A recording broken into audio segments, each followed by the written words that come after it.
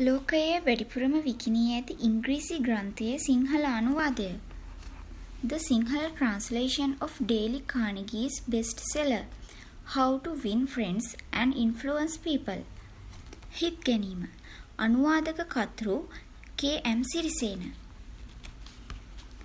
ඔබේ මානසික අලසභාවයෙන් එළියට ගෙන අලුත් අදහස්, අලුත් දෘෂ්ටියක් හා අලුත් උද්‍යෝගයක් ඔබ තුළ ඇති කිරීම, ඔබට මිත්‍රයන් ඇති කර ගැනීමට ආධාර වීම, ඔබේ ප්‍රසිද්ධිය වැඩි කිරීම, මිනිසුන්ගේ හිත් ගැනීමට ඔබට ආධාරවත් වීම, යමක් කරවා ගැනීමට ඔබ තුළ බලපෑම හා ශක්තිය වැඩි කිරීම, අලුත් ගනුදෙනුකාරයන් ඇති කර ගැනීමට ඔබට ආධාර කිරීම, ඔබේ ගෘහ ජීවිතය ප්‍රීතිමත් කර ගැනීමට මඟ පෙන්වීම හා ඔබේ දිනපතා කටයුතු වලදී ඔබට ප්‍රයෝජන ගැනීම පිණිස මනෝවිද්‍යාත්මක ප්‍රතිපත්ති පහදා දීම සිත් ගැනීම පොතෙන් ඔබට ලබා ගත හැකි ප්‍රයෝජන වන්නේය. මුල් කෘතියේ කතෘගෙන්. මේ පොත සිංහලෙන් පළ කිරීම ගැන මම බෙහෙවින් ප්‍රීති වෙමි. ඉංග්‍රීසි පාඨකයන් මේ පොත යම් ලෙසකින් ප්‍රිය කරතද එලෙසින්ම එහි සිංහල පරිවර්තනය සිංහල පාඨකයන් ප්‍රිය කරති යනු මගේ නිසක විශ්වාසයයි. මේ පොත පළමුවරට මුද්‍රණය කළ තැන් සිට ගතවුණු 14 වර්ෂය තුළ ඇමරිකාවේ හා යුරෝපයේද ලෝපුරාද සිටින ඉංග්‍රීසි කියවිය හැකි ලක්ෂ ගණන් ජනයාට එයින් අතිවිශාල ප්‍රයෝජනයක් සැලසුණේය. ඒ ප්‍රයෝජනය මේ නිසා සිංහල ජනතාවටද ලබාගත හැකි වනු ඇත.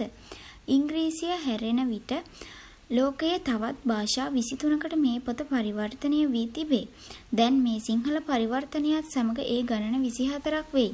මේ සිංහල පරිවර්තනය සියලු අන්දමින්ම සාර්ථක වේවායි මා ප්‍රාර්ථනා කරමි. ලංකාවත් සිංහල ජනයාත් ගැන මා පොතපතින් දැනගෙන සිටිමි.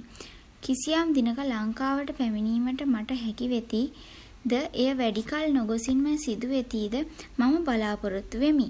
මේ පොත කියවන සිංහල ජනයා වෙත මාගේ සුබ පැතුම්ද මේ සමග එවමි.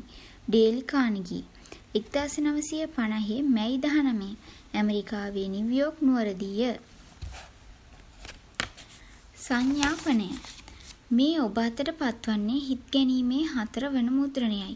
1951 මුල් හරියේදී පළමුවන මුද්‍රණය නිකුත් වීමෙන් පසු ගත වුණු 6 අවුරුද්ද තුල හිත් ගැනීම මෙසේ 4 වන මුද්‍රණය කිරීම මේ රටේ සිංහල පොත් වෙළඳාම සම්බන්ධයෙන් ඉතාම විශිෂ්ට සිද්ධියකි. හිත් ගැනීම වැනි අවුරුදු 6ක කෙටි කාල සීමාවක් තුල 4 වරක් මුද්‍රණය කිරීමට සිදු වුණු පාසල්වල භාවිතා නොවන්නා වූද නවකතාවක් නොවන්නා වූද තවත් සිංහල පොතක් ඇද්ද යනු සැකසහිතය. හිත් ගැනීමේ අලවිය පිළිබඳ මේ විශිෂ්ට වාර්තාවෙන් හෙළිවන එකම සත්‍යය නම් මේ කෘතිය Tamanගේ එදිනදා ජීවිතයේ ප්‍රයෝජනවත් ග්‍රන්ථයක් ලෙස මහජනයා විසින් පිළිගෙන තිබෙන බවය. පළමුවන මුද්‍රණයේ පටන් 4 වන මුද්‍රණය දක්වා ගෙවී ගිය 6 අවුරුද්ද තුල මේ පොත සම්බන්ධයෙන් වැදගත් කොට සැලකිය යුතු සිද්ධීන් කීපයක් සිදුවිය.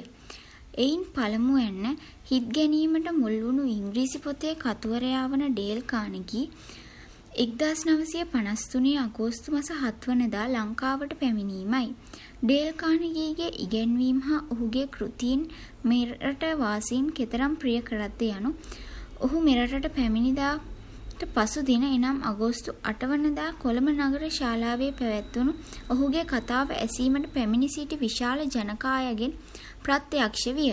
අවුරුද්දේ ප්‍රධානම තුරඟ තරගය වන අග්‍රාඩුකාර කුසලාන තරගයේ එදිනට යෙදී තිබුණත් නගර ශාලාව පිරී ඉතිරී යන තරම් මහ සෙනගක් එදා රොක්විය. මේ පිරිස අතර සමාජයේ නොයෙක් තත්වයන්හි පුද්ගලයෝ වූහ. කතාව අවසානයේදී කානගීගේ අස්වැන්න ගැනීම පිණිස ඔහු වට කරගත් පිරිසගෙන් ඔහුට බේරෙනු හැකි වූයේ පුරා පැයකට පසුවය. හිත් ගැනීම ප්‍රකාශකයන් විසින් කානගීට සම්මාන පිණිස එදා රාත්‍රී බොල්ගොඩ දැල්තර දුවේ පැවැත්වුණු භෝජන සංග්‍රහයේදී කතා කළ ලංකාවේ සුප්‍රසිද්ධ ව්‍යාපාරිකයන්ගෙන් කෙනෙකු වන සෙනට් සභික ජස්ටින් කොතලාවල මහතා තමන් බුදුන් වහන්සේගේ ඉගැන්වීම් ළඟට ගෞරව කරන්නේ ඩේල් කානගීගේ ඉගැන්වීම් වලටයයි කීවේය. කොතලාවල මහතා මෙසේ කීවේ කානගීගේ ඉගැන්වීම් තම ව්‍යාපාර ජීවිතයේදී ක්‍රියාවේ යෙදවීමෙන් එහි ප්‍රතිඵල ප්‍රත්‍යක්ෂ කරගෙන සිටි නිසා යයි නොකිව යුතුද? මේ භෝජන සංග්‍රහයෙහි මුලසුනෙහි වූයේ එකල ආහාර ඇමතිවරයාව සිටි සර් ඔලිවර් ගුණතිලක මහතාය. ඩේල් කානිගී ලංකාවට පැමිණීමෙන් 5 දිනකට පසු එනම් 1953 අගෝස්තු 12 වනදා ලංකාව කම්පා කරමින් ඇතිවුණු හර්තාලයද මේ පොත සම්බන්ධයෙන් වැදගත් කොට සැලකිය යුතු තවත් සිදුවීමකි. හර්තාලය මේ පොත සම්බන්ධයෙන් වැදගත් වන්නේ කෙසේදැයි ඔබට සිතෙනු ඇත. මෙන්න එය වැදගත් වන සැටි. මේ හර්තාලය පවත්වන ලද්දේ හාල් මිල වැඩි කිරීමත්, මහජනයාගේ ජීවිතයට කෙලින්ම බලපාන ඇතැම් බදු වැඩි කිරීමත් ගැන ජාතියේ විරෝධය එක් දිනක් තුළ එකල පැවති ආණ්ඩුවට දක්වන පිරිසය. එහෙත් එයින් පැන නැගුණු තත්ත්වය ඉතා භයානක විය. දේපල විනාශ කරනු ලැබීය. බටයෝ කැඳවන ලදහ. ලේ වගුර වනු ලැබීය. මහජනයාට වෙඩි තබන ලදී. ඔවුන්ගේ සිරිරු වෙඩි උණ්ඩ වලින් දෙදුරු වී ගියේය. මේ සියල්ල සිදු වූයේ ආණ්ඩුව හර්තාලයට උපායශීලී ලෙස මුහුණ නොපෑම නිසාය. වෙන වචන වලින් කියතොත් ආණ්ඩුව කර වූ අය මහජනයාගේ හිත් ගැනීමේ ලලිත කලාව නොදැන සිටි නිසාය. මේ හර්තාලයට ඉඳුරාම සමාන වන අන්දමින් 1915 දී ඇමරිකාවේ ඇතිවුණු මහා වැඩනැවැත්වීමක් ගැන මේ පොතේ 11 වන පරිච්ඡේදයේ සඳහන් වෙයි. මේ වැඩනැවැත්වීමෙන් පැන නැගුණු තත්ත්වය හා ලංකාවේ හර්තාලය නිසා පැන නැගුණු තත්ත්වය කෙතරම් දුරට එක සමානද යනු මේ ඡේදයට උඩින් එන ඡේදයේ කළු අකුරින් යොදා ඇති වැකි වලින් වටහා ගත හැකිය. මෙරට හර්තාලයෙන් පැන නැගි තත්ත්වය හඳුන්වනු පිණිස මා විසින් මේ විස්තර කරන ලද්දේ ඇමරිකාවේ වැඩ නැවැත්වීමෙන් පැන නැගුණු තත්ත්වය ගැන මේ පොතේ 11 වන පරිච්ඡේදයෙහි කළ තිබෙන විස්තරය එලෙසින්ම ගැනීමෙනි. ඒ විස්තරයේ එන වැඩ නැවැත්වූවන්ට යන්න වෙනුවට මහජනයාට යනුවෙන් පමණ මා විසින් එය වෙනස් කරන ලදී. මේ වැඩ නැවැත්වීමට මුහුණ පෑවේ ආණ්ඩුව නොව ඇමරිකාවේ මහා කර්මාන්ත හිමියෙකුව වූ ජෝන් ඩී රොක්ෂෙලර්ය. ඔහු උපක්‍රමශීලී ලෙස ක්‍රියා කිරීමෙන් මේ තත්ත්වය ජයගත් සැටි මේ පොතේ 11 වන පරිච්ඡේදයේ විස්තර කර ඇත. හිත් ගැනීම සමාජයේ ඊටම උසස් තැන සිටින අගමැතිතුමා පටන් අන්තිම පහළ සිටින කම්කරුවා දක්වා කාහටත් ඉතා ප්‍රයෝජනවත් පොතක් බව මෙයින් පැහැදිලි වන සත්‍යයි. පොලිස් කාර්ය මහජනයා සමග සම්බන්ධ වී ඔවුන්ගේ හිත් දිනාගෙන කළ යුතු සේවයකි. මේ භාරදූර සේවය සාර්ථක ලෙස සිදු කිරීමට හිත් ගැනීම පොතෙන් ලැබිය හැකි වහල 1954 දී පොලිස්පතිව සිටි ඔස්මන් ද සිල්වා මහතාට අවබෝධ විය. එහි ප්‍රතිඵලය වශයෙන් හිත් ගැනීම පොතක් වශයෙන් සෑම පොලිසියකම තබා ගන්නා ලෙස නියෝග කරමින් මීට අතිරේක වශයෙන් මුදල් ගෙවා පොත්ගත හැකි සියලුම පොලිස් නිලධාරීන් මේ පොත මිලයට ගෙන කියවන ලෙස ඉල්ලන නිවේදනයක් පොලිස්පතිවරයා විසින් නිකුත් කරන ලදී. මේ අනුව දැන් දිවයිනේ සෑම පොලිසියකම හිත් ගැනීමේ පිටපතක් ඇත. 1955 නොවැම්බර් 1 වනදා හිත් ගැනීමට මුල් වුණු ඉංග්‍රීසි පොතේ කතුවරයා වූ ඩේල් කානිගී ඇමරිකාවේ නිව්යෝක් නුවරදී මිය ගියේය. ඒ වන විට කානිගී තම ලංකා සංචාරයේද ඇතුළත් ලෝක සංචාරයන්ගෙන් තමා තුළ ඇති වූ අත්දැකීම් විස්තර කරන පොතක් ලියමින් සිටියේය. එහෙත් ඔහුට එය අවසන් කළ නොහැකි විය. හිත් ගැනීමේ මුල් ඉංග්‍රීසි පොත බුරුම බසට පරිවර්තනය කරන ලද්දේ එසේ මෙසේ කෙනෙකුන් විසින් නොව බුරුමයේ ජනාදරයට භාජනව වෙසමින් කලක් එහි අගමැති පදවිය උසුලා පසුව මද කලකට ඉවත් වී දැන් යලිත් අගමැති පදවිය උසුලන ඌනෝ විසිනි.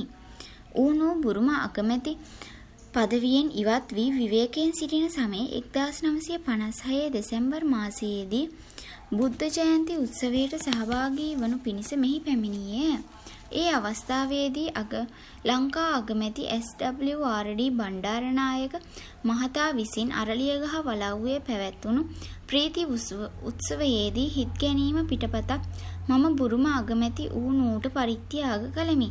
ඩේල් කානෙගීගේ පොතේ බුරුම අනුවාදය බෙහෙවින්ම ජනප්‍රිය වී තිබෙන බවත් එහි පිටපත් ලක්ෂයක් පමණ විකිණී තිබෙන බවත් අගමැති ඌනූ සමග කළ සාකච්ඡාවෙන් මට දැනගන්නට ලැබිණි.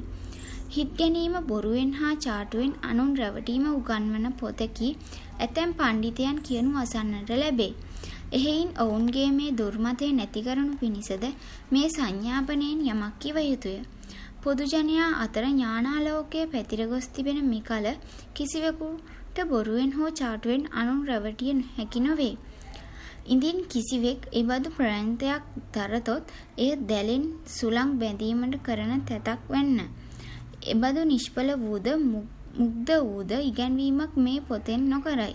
මේ පොතෙන් කෙරෙන්නේ මෙතෙක් ලොව පහළ වුණු ආගම් කතෘවරුන් කරයන් හා මනෝවිද්‍යාඥයන් විසින් මිනිස් සිත ක්‍රියා කරන ආකාරය ගැන හෙළි කරන ලද සත්‍යයන් මිනිසාගේ එදිනදා ජීවිතයෙහි යොදා ගන්නා සැටි ඉගැන්වීමයි. දැන් කම්කරු හා සමාජ සේවා ඇමතිවරයාව සිටින ටී.බී. ඉලංගරත්න මහතා අන්දරේ යන ව්‍යාජ නාමයෙන් ලංකාදීප පත්‍රයට නිබන්ධන සපයන කාලයේ 1951 අප්‍රේල් මාස 7 වනදා පළවුණු ලිපියක මෙසේ කියා ඇත. සාකච්ඡාවේදී සර් ඔලිවර් ගුණතිලක මහතා තරම් හපනික් අද ලංකාවේ නැති තරම්ය. හිත් ගැනීම යන නමින් දැන් සිංහලයටත් පරිවර්තනය කර ඇති ඩේල් කානෙගීගේ පොත සම්පූර්ණ සත්‍ය කරුණු වලින් පිරී තිබේ. යයි ගුණතිලක මහතා හමුවන්ට ඔප්පුවේ. තමාට හමුවන සියල්ලන්ම සතුටු කර යැවීම පුදුම ගුණයක් ඔහු තුල ඇත. එහෙයින්දෝ ඔහු යමක් සඳහා ගියොත් ඔහු හිස් අතින් නම් ආපසු එන්නේ නැත. සමාජයේ අන්‍යයන්ගේ හැඟීම් පමණක් නොව අයිතිවාසිකම්ද නොසලකා ක්‍රියා කිරීම අපට අබ්බැහි වී තිබෙන දුර්වල පුරුද්දකි.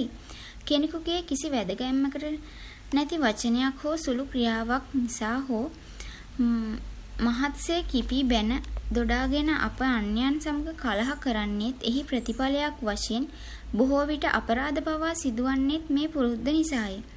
මේ පුරුද්ද පුද්ගලයන් වශයෙන් අප එකිනෙකාට පොදු වශයෙන් සමාජයටද අහිතකරය.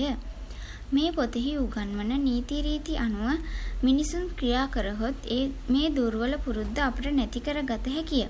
සමාජයේ හිතේ සම්බන්ධ වන මිනිසුන් ගැන සහානුභූතියෙන් යුතුව ඔවුන් සිත් නොරිදවා කටයුතු කරන සැදි මේ පොතෙන් උගන්වනු ලැබේ. එම්.කේ. සිරිසේන. ප්‍රස්තාවනා. ඩේල් කානෙගී නැමැති ඇමරිකන් ලේඛකයෙකු විසින් ලියන ලද පොතක් 1936 ඔක්තෝබර් මාසයේදී ඇමරිකාවේ පළ කරනු ලැබීය. How to win friends and influence people යන දීර්ඝ වූද අපූර්ව වූද නමකින් මේ පොත හඳුන්වන ලදී. පොත පළ කළ වෙළඳ සමාගම එයින් පළමු වරට මුද්‍රණය කරන ලද්දේ පිටපත් 3000ක් පමණකි. පළමු වන මුද්‍රණයේ මේ පිටපත් 3000 නොසිතූ විරූ තරම් ඉක්මනින් විකිණී ගිය බැවින් එම වර්ෂයේම නොවැම්බර් මාසයේ දෙවන වරට තවත් පිටපත් 3000ක් මුද්‍රණය කරන ලදී. මේ දෙවන වර මුද්‍රණය පළමු වර මුද්‍රණයටත් වඩා ඉක්මනින් විකිණී ගියේය. එහෙයින් නොවැම්බර් මාසයේම තවත් පිටපත් 4000ක් හා 5000ක් වශයෙන් යලිත් දෙවරක් මුද්‍රණය කරනු ලැබීය.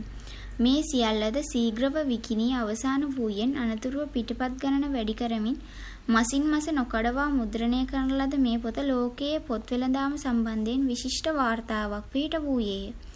පොත පළමු වරට මුද්‍රණය කළ තැන් සිට මේ වනතෙක් ගත වී තිබෙන 14 වර්ෂය තුල එයින් පිටපත් 40000කට වැඩි ගණනක් විකිණී ඇත.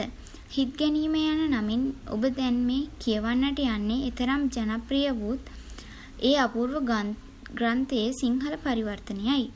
බයිබලයත් හිට්ලර් විසින් ලියූ මගේ හටන නැමැති ග්‍රන්ථයත් හැරෙන විට මෙතරම් විශාල වශයෙන් විකිණුණු ග්‍රන්ථයක් ලොව තවත් නැත. මේ පොත විදේශීය භාෂා 23කට පරිවර්තනය කර තිබේ. මේ සිංහල පරිවර්තනයත් සමග දැන් මේ ගණන 24ක් වෙයි. යට සඳහන් පිටපත් ගණන අලෙවි වී තිබෙනුයේ පොතේ ඉංග්‍රීසි මුද්‍රණයෙන් පමණක් වන බව සැලකිය යුතුය. ඩේල් කානෙගීගේ මේ පොත ලෝකයේම තිබෙන මේ වර්ගයේ එකම ග්‍රන්ථයයි.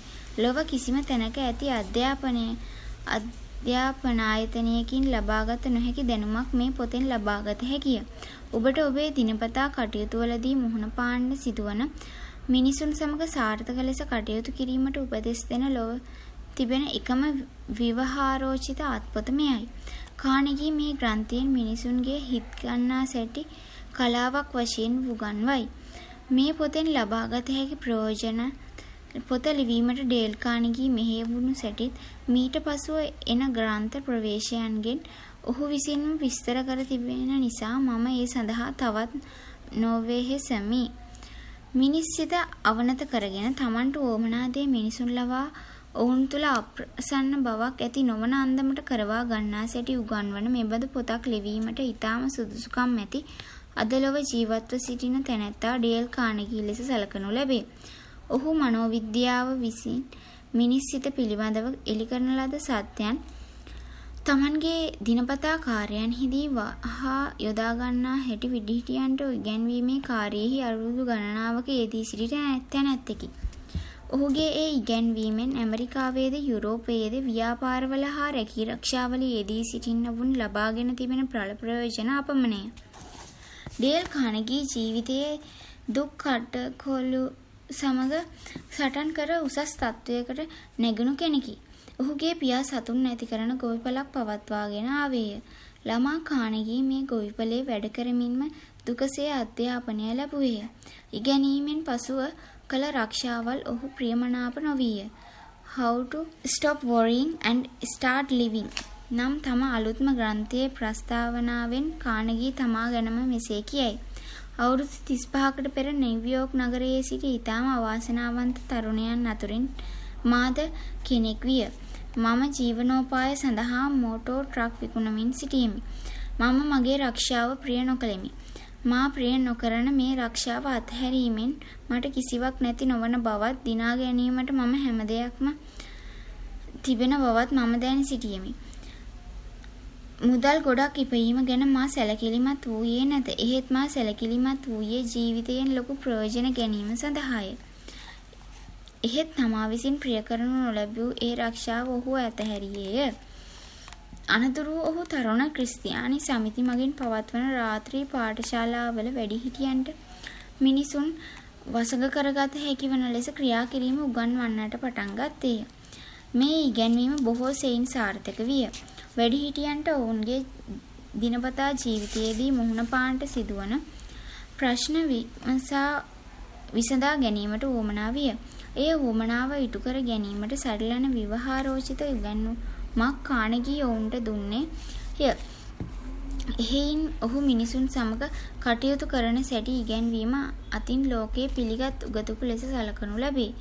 මා වෙළඳාම සංග්‍රහයේ කතුරුව සිටියේදී මේ පොතේ පරිච්ඡේද ගණනාවක් ලිපි වශයෙන් සකස් කිරීම සංග්‍රහයේ පළ කරන ලදී. මේ ලිපි සිංහල පාඨකයන් විසින් මහත් ආදරයෙන් කියවූ බවත් ඒවා පරිස්සම් කර තබාගත් බවත් මට දැනගන්නට ලැබුණි. මේ පොත සිංහලයන්ට පරිවර්තනය කිරීමට මා මෙහෙයවූයේ එහෙයිනි. ලොව පුරා මිනිසුන්ගේ ජීවිත කෙරෙහි බලපාන ග්‍රන්ථයක් කියවීමට පමණක් නොව ස්වකීය ජීවිත කාර්යයට ඉතාම අවශ්‍ය දැනුමක් ගැනීමටද මේ නිසා සිංහල පාඨකයන්ට මඟ සැලසෙනු ඇත. මේ පොත වරක් දෙවරක් කියවා රස විඳීමෙන් පමණක් ඉවත දැමිය හැකි ග්‍රන්ථයක් නොවේ. නිතර ළඟ තබාගෙන නිතර කියවිය යුතු ග්‍රන්ථයකි. පොතේ පරිච්ඡේදයක් කියවා අවසන් වුණු පසු එහි උගන්වා තිබෙන ප්‍රතිපත්තිය ඔබ කොතරම් දුරට අනුගමනය කර තිබේදැයි මෙනෙහි කර බැලීමත් ඒ ප්‍රතිපත්තිය ඔබෙන් කඩවී තිබේ නම් හෙටම එය ඔබේ ජීවන කාර්යයේදී පිළිපැදීමට ඉටා ගැනීමත් මේ පොතෙන් ප්‍රයෝජන ගත හැකි මාර්ගයයි. සිත් ගැනීම යනුවෙන් මේ පොත නම් කරන ලද්දේ මුල් පොතේ පරමාර්ථය සලකාගෙනය.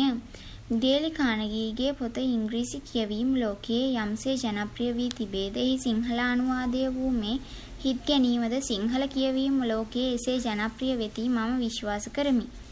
මේ අනුවාදය කිරීමේදී සිංහල පාඨකයන්ගේ මුදල් ශක්තිය සලකා මුල් පොත තරමක් දුරට සංක්ෂිප්ත කරන්නට සිදුවිය. එහෙත් මේ සංක්ෂිප්ත කිරීම මුල් පොතේ අදහසට අර්ථයටත් හානි නොවන පරිදි බලවත් පරිශ්‍රමයකින් කරන ලදී. ඩේල් කානෙගීගේ මේ පොත සිංහලයට පරිවර්තනය කිරීමට අවශ්‍ය බලය පොතේ විදේශීය භාෂාවන් පිළිබඳ අයිතිය හිමි ඇමරිකාවේ නිව්යෝර්ක් නුවර සයිමන් සහ ෆුස්ටර් සමාගමෙන් ලබා ගන්නා ලදී. How to win friends and influence people නැමැති ග්‍රන්ථය සිංහලෙන් පළ කිරීමේ සම්පූර්ණ අයිතිය මා සතුය. මගේ අවසරයෙන් නැතුව මේ ඉංග්‍රීසි පොතෙන් කොටසක් වුවද උපුටා සිංහලෙන් පළ කිරීම නීති විරෝධී බව සැලකිය යුතුය. අනුවාදක 1950 දෙසැම්බර් 15. ග්‍රන්ථ ප්‍රවේශය. පසුගිය 35 අවුරුද්ද තුළ ඇමරිකාවේ පොත් පළ කරන ලද වෙළඳ සමාගම විසින් නොයෙක් විදිහේ පොත් 2 ලක්ෂයක් පමණ පළ කර ඇත. මෙයින් බොහෝ ගණනක් කියවීමට රුචිකර නොවූ බැවින් නොවිකුණේ ය. පොත් පළ කිරීමේ වෙළඳාම ගැන 75 වර්ෂයක පළපුරුදුකම් ඇති තම වෙළඳ සමාගම පළ කරන සෑම පොත් 8න් 7ක්ම තවමත් පාඩු ලබන බව ලෝකයේ විශාලතම පොත් ප්‍රචාරක වෙළඳ සමාගම් අතුරෙන් එකක කළමනාකාර මහතා ළඟදී මා සමග ප්‍රකාශ කළේය. එසේනම් තවත් පොතක් ලිවීමට මා ධෛර්ය වූයේ මක් නිසාද? මා එය ලියූ පසු කියවීමට ඔබ කරදර වන්නේ මන්ද? මේ ප්‍රශ්න දෙකටම මා පිළිතුරු දිය යුතුය. 1912 පටන් මම නිව්යෝක් නගරයේ ව්‍යාපාර හා රක්ෂාවල යෙදී සිටින ස්ත්‍රීන් හා පුරුෂයන් සඳහා විශේෂ ඉගැන්වීම් පන්ති පැවැත්වීමි. පළමු කොට මම ප්‍රසිද්ධ කතා පැවැත්වීමට පමණක් ඉගැන්වීමි. වෙළඳ සාකච්ඡාවලදී හා සමූහයා ඉදිරිපිටදී තමාගේම අත්දැකීම් සිතාමතා තම අදහස් වඩාත් පැහැදිලි ලෙසද ප්‍රබල ලෙස හා වඩාත් සම්භාවයක් ඇතිවන ලෙසද පළ කිරීමට වැඩිහිටියන් පුහුණු කරවන සඳහා මේ ඉගැන්වීම පිළියෙල කරන ලදී.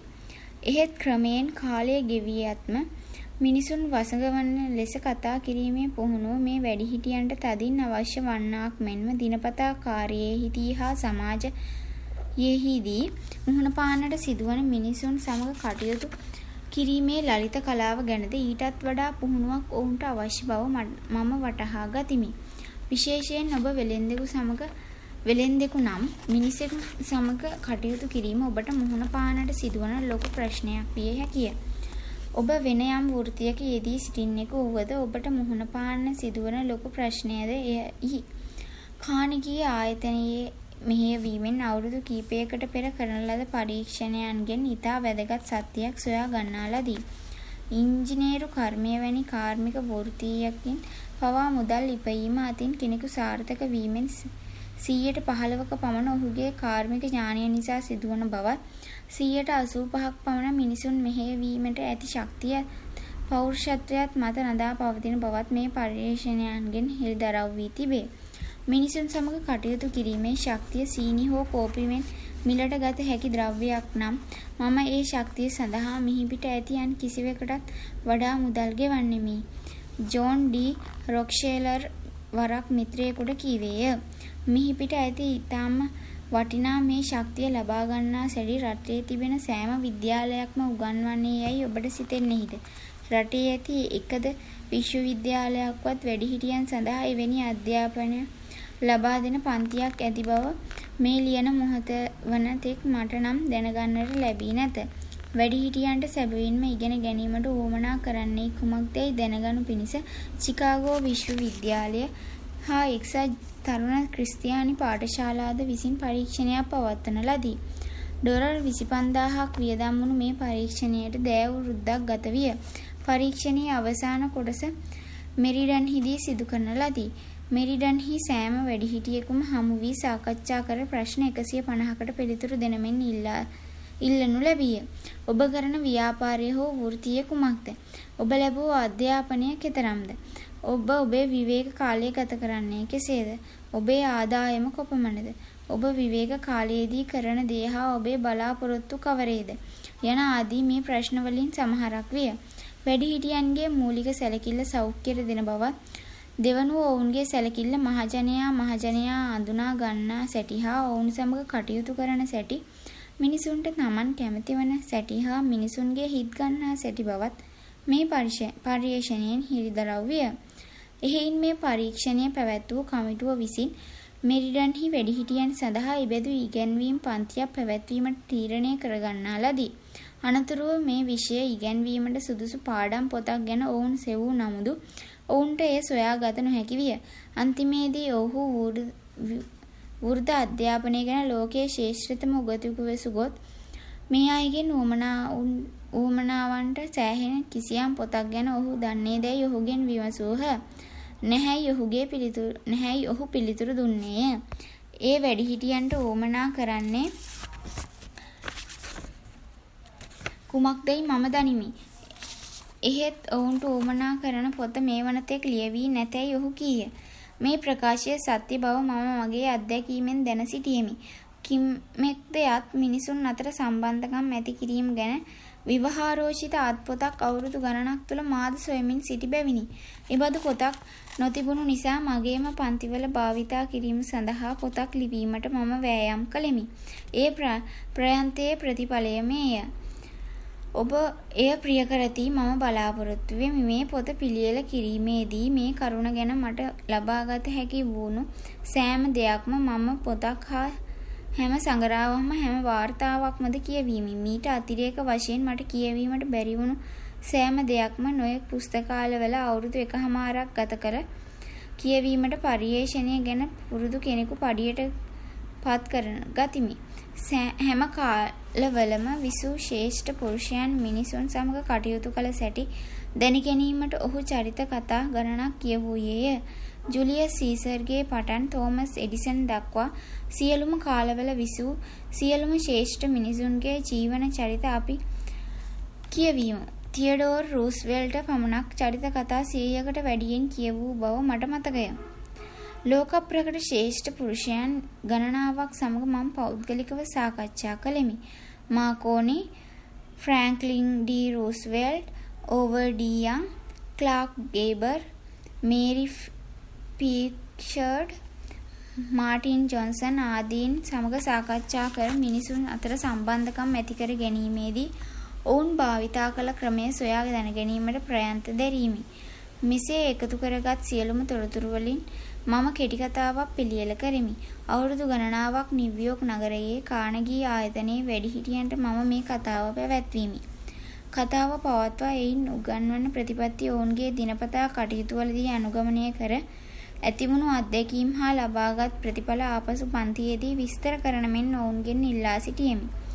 ආත්ම දියුණුව ඇති කර ගැනීමේ ක්ෂාදායෙන් පෙළෙමින් සිටි මේ ස්ත්‍රී පුරුෂයන් මේ අදහස තදින් සිත්ගත් එකක් විය. මේ පොතේ වචනයේ සමාර්ථයෙන් ලියන ලද්දක් නොවේ. එය දහස් ගණන් වැඩිහිටියන්ගේ අත්දැකීම් අනුව වැඩි සංවර්ධනය වූවකි. දැන් මේ පොත ඔබ අතර පත්වන්නේ පියවරෙන් පියවර අනුක්‍රමණයෙන් කරන ලද 15 අවුරුද්දක අත්හදා බැලීමෙන් හා පරිශ්‍රණයෙන් පසුය. මා මෙහි විස්තර කර තිබෙන නීති රීති හුදු න්‍යායන් හෝ මත මාත්‍ර හෝ නොවේ. ඒවා ඉන්ද්‍රජාලයක් මෙන් ක්‍රියා කරයි. මේ අසන විට ඇදහිය නොහැකිසේ ඔබට සිතෙනු ඇත. එහෙත් මේ ප්‍රතිපත්ති අනුගමනය කිරීමෙන් බොහෝ දෙනාගේ ජීවිත විපර්යාස වී තිබෙන බව මාගේ ඇස් වලින් දැක තිබේ. අප විසින් කළ යුතු කටයුතු අප විසින් කරන කටයුතු හා සමකර බලන විට අප සම්පූර්ණයෙන් අවදි වී සිටින්නවුන් ලෙස නොව අඩ අවදි වී සිටින්නවුන් ලෙස සැලකිය යුතුය. හාවර්ඩ් විශ්වවිද්‍යාලයේ සුප්‍රසිද්ධ මහාචාර්යවරයෙකු වන විලියම් ජේම්ස් කීය. අප අපේ කායික හා මානසික ශක්තියෙන් ප්‍රයෝජනයට ගන්නේ ඊටා සුළු කොටසක් පමණි. සාමාන්‍යයෙන් මිනිසුන් Tamanගේ සම්පූර්ණ ශක්තියෙන් ප්‍රයෝජන නොගන්නා බව කිව යුතුය. මිනිසුන් සිරිත් වශයෙන් ප්‍රයෝජන නොගෙන නොසලකා හරින නොයෙක් සමත්කම් ඔවුන් තුල ඇත. සිරිත් වශයෙන්ම ඔබට ප්‍රයෝජන ගැනීමට අපොහොසත්ම තිබෙන මේ සමත්කම් සොයා ගැනීමටද ඒවා සංවර්ධනය කර ගැනීමට හා එයින් ප්‍රයෝජන ලැබීමටද ඔබට ආධාර කිරීම මේ පොතේ එක් පරමාර්ථයයි. අධ්‍යාපනීය වූ කලී ජීවිතයන්ගේ තත්වයන්ට මුහුණ දිය හැකි ශක්තියයි ප්‍රින්ස්ටන් විශ්වවිද්‍යාලාධිපතිව සිටි ආචාර්ය ජෝන් ඩී ගිබන් කියයි. ඔබ මේ පොතේ මුල් පරිච්ඡේද දෙක කියවා අවසන් වන විට ජීවිතයේ තත්වයන්ට මුහුණ දීමට පෙර වඩා ශක්තියක් ඔබ තුළ ඇති නොවී නම් ඔබ සම්බන්ධයෙන් මේ පොත සම්පූර්ණයෙන් පරාජයක් හැටියට මම සලකමි. කිමෙක් තියත් අධ්‍යාපනයේ ශ්‍රේෂ්ඨ පරමාර්ථය දැනුම නොව ක්‍රියාවයි. හර්බර්න් ස්පෙන්සර් කියා තිබෙන බැවිනි. මෙය ක්‍රියා කිරීමට උගන්වන පොතකි. සාමාන්‍යයෙන් පොත්වලට ලියන බොහෝ හැඳින්වීම් මෙන්ම මේ හැඳින්වීම දැනටමත් ඉතා දීර්ඝය. එහෙයින් අපි තවත් ප්‍රමාද නොවී ප්‍රස්තුතයට බහිමු. කරුණාකර දැන් පළමු පරිච්ඡේදය පෙරලන්න. පළමු පරිච්ඡේදය. ගුණ දෝෂ විවේචනය. මහජන සිත් තුළ භීෂණ හැඟීමක් ඇති කළ මිනී මරුවෙකු 1931 මැයි 7 වනදා නිව්යෝක් නගරයේදී දක්නට ලැබිණි. කිසිවිටක සිගරට්ටුවක් පවා නොබොන්නා වූද මද්‍රව්‍ය භාවිත නොකරන්නා වූද ටූගන් ක්‍රවුලි නැමැති මේ මිනී මරුවා සති ගණනක් සෝදිසියෙන් සිටීමෙන් පසු ඔහුගේ පෙම්වතියගේ නිවසේදී උගුලේ හසු විය. මේ සාහසිකයා නිව්යෝක් ඉතිහාසයේ ඇතිවුණු ඉතාම භයානක අපරාධකාරීන්ගෙන් කෙනෙකි. ක්‍රවුලි අල්ලාගත් පසු පොලිස් කමසාරිස් මල්රූනි මහතා ප්‍රකාශ කළේය. ඇසිපිය හෙළන කාලය තුළ මොහු මිනිසෙකු මරණු ඇතැයි කොමසාරිස්වරයා කීය. එහෙත් ටූගන් ක්‍රවුලි තමා ගැන සැලකුවේ කෙසේද? තමා 80 විට නතර වී සිටි නිවසට ඔහු මේ ලියුම ලියයි. තමා ගැන දැනගනු කැමැති ඕනෑම කෙනෙකුගේ සැලකිල්ලට භාජනය වීම පිණිසය. ඔහු ලියුම ලියත්ම වෙඩි වැදීමෙන් සිදුවුණු තුවාල වලින් ගලන ලේයින් කඩදාසියේ රතු පැල්ලම් ඇති විය. මේ ලියුමේ ක්‍රවුලි මෙසේ සඳහන් කළේය. මගේ කබායෙන් වැසී තිබෙන්නේ වෙහෙසට පස් සිතකි. එහෙත් එය කාරුණික වූද කිසිවෙකුට නපුරක් කරන්නා වූද සිතකි. ක්‍රවුලි විදුලි පුටුවේ හිඳුවා මරණයට පත් කිරීමට නියම කරනු ලැබීය. විදුලි පුටුවට පැමිණෙන විට මෙය මිනී මැරීමේ වරදට මට ලැබෙන දඬුවමයයි ඔහු කීවේද? නැත. ඔහු කීවේ මෙය මාගේ ආරක්ෂාවට කටයුතු කිරීම නිසා මට ලැබෙන දඬුවමය කියායි. මේ සිද්ධියේ ඇති සැලකිය යුතු ලක්ෂණය මෙයයි. ටූගන් ක්‍රවුලි කිසි දෙයක් ගැන තමාට දොස් පවරා නොගත්තේය. මෙසේ සිතීම අපරාධකාරයන් අතර සාමාන්‍යයෙන් සිදු නොවන ක්‍රියාවක්ය. ඔබ එසේ සිතන්නෙහි නම් මෙය කියවා බලන්න. මගේ ජීවිතයෙන් ඉතා හොඳ හරිය මා ගත කළේ මිනිසුන් විනෝදයට පත් කිරීමෙනි. ප්‍රීතියෙන් කාලය ගත කිරීමට ඔවුන්ට උදව් වීමෙනි. එහෙත් මට ලැබුණේ කුමක්ද? බැනුම්ය.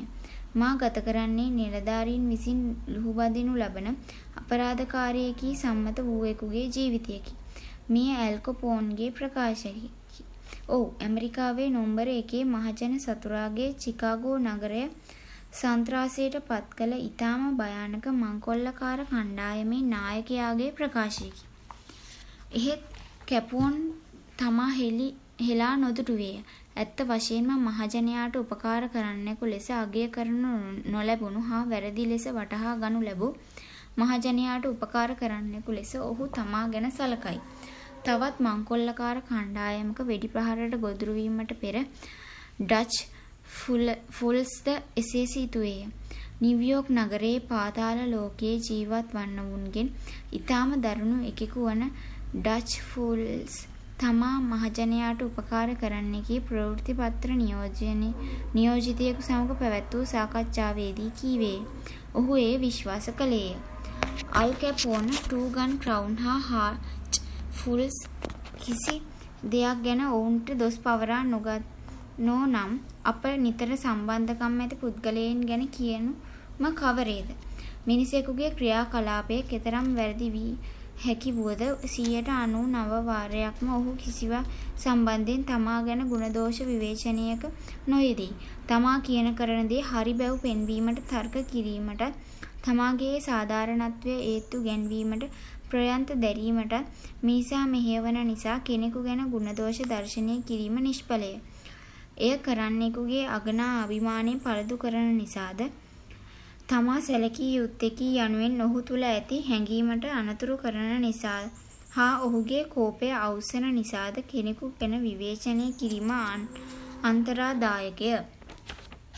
තවත් බටයෙකුගෙන් වරදක් සිදුවුණු වහාම එතනට පැමිණිලි කිරීමට හා විවේචනය කිරීමට පළමුවන ලෝක සංග්‍රාමයේදී ජර්මන් හමුදාව යුද බටයින්ට ඉඩ නොදුන්නේය. ඔහු පළමුව ස්වකීය කෝපය පහව යනතෙක් නිදා සිත සංසුන් කරගෙන අනතුරුව පැමිණිල්ල කළ යුතුය.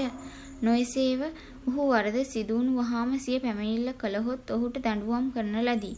දරුවන්ගේ වැරදි ගැන අඩදබර කරන දෙමව්පියන්ද කන්දොස්කිරියාකාර භාර්යාවන් හා සේවකයන්ගේ වැරදි සොයන මුළු අමඤ්ඤෝඤ ජනකායද සඳහා මෙවැනි නීතියක් මහජන ජීවිතයේද තිබිය යුතුය.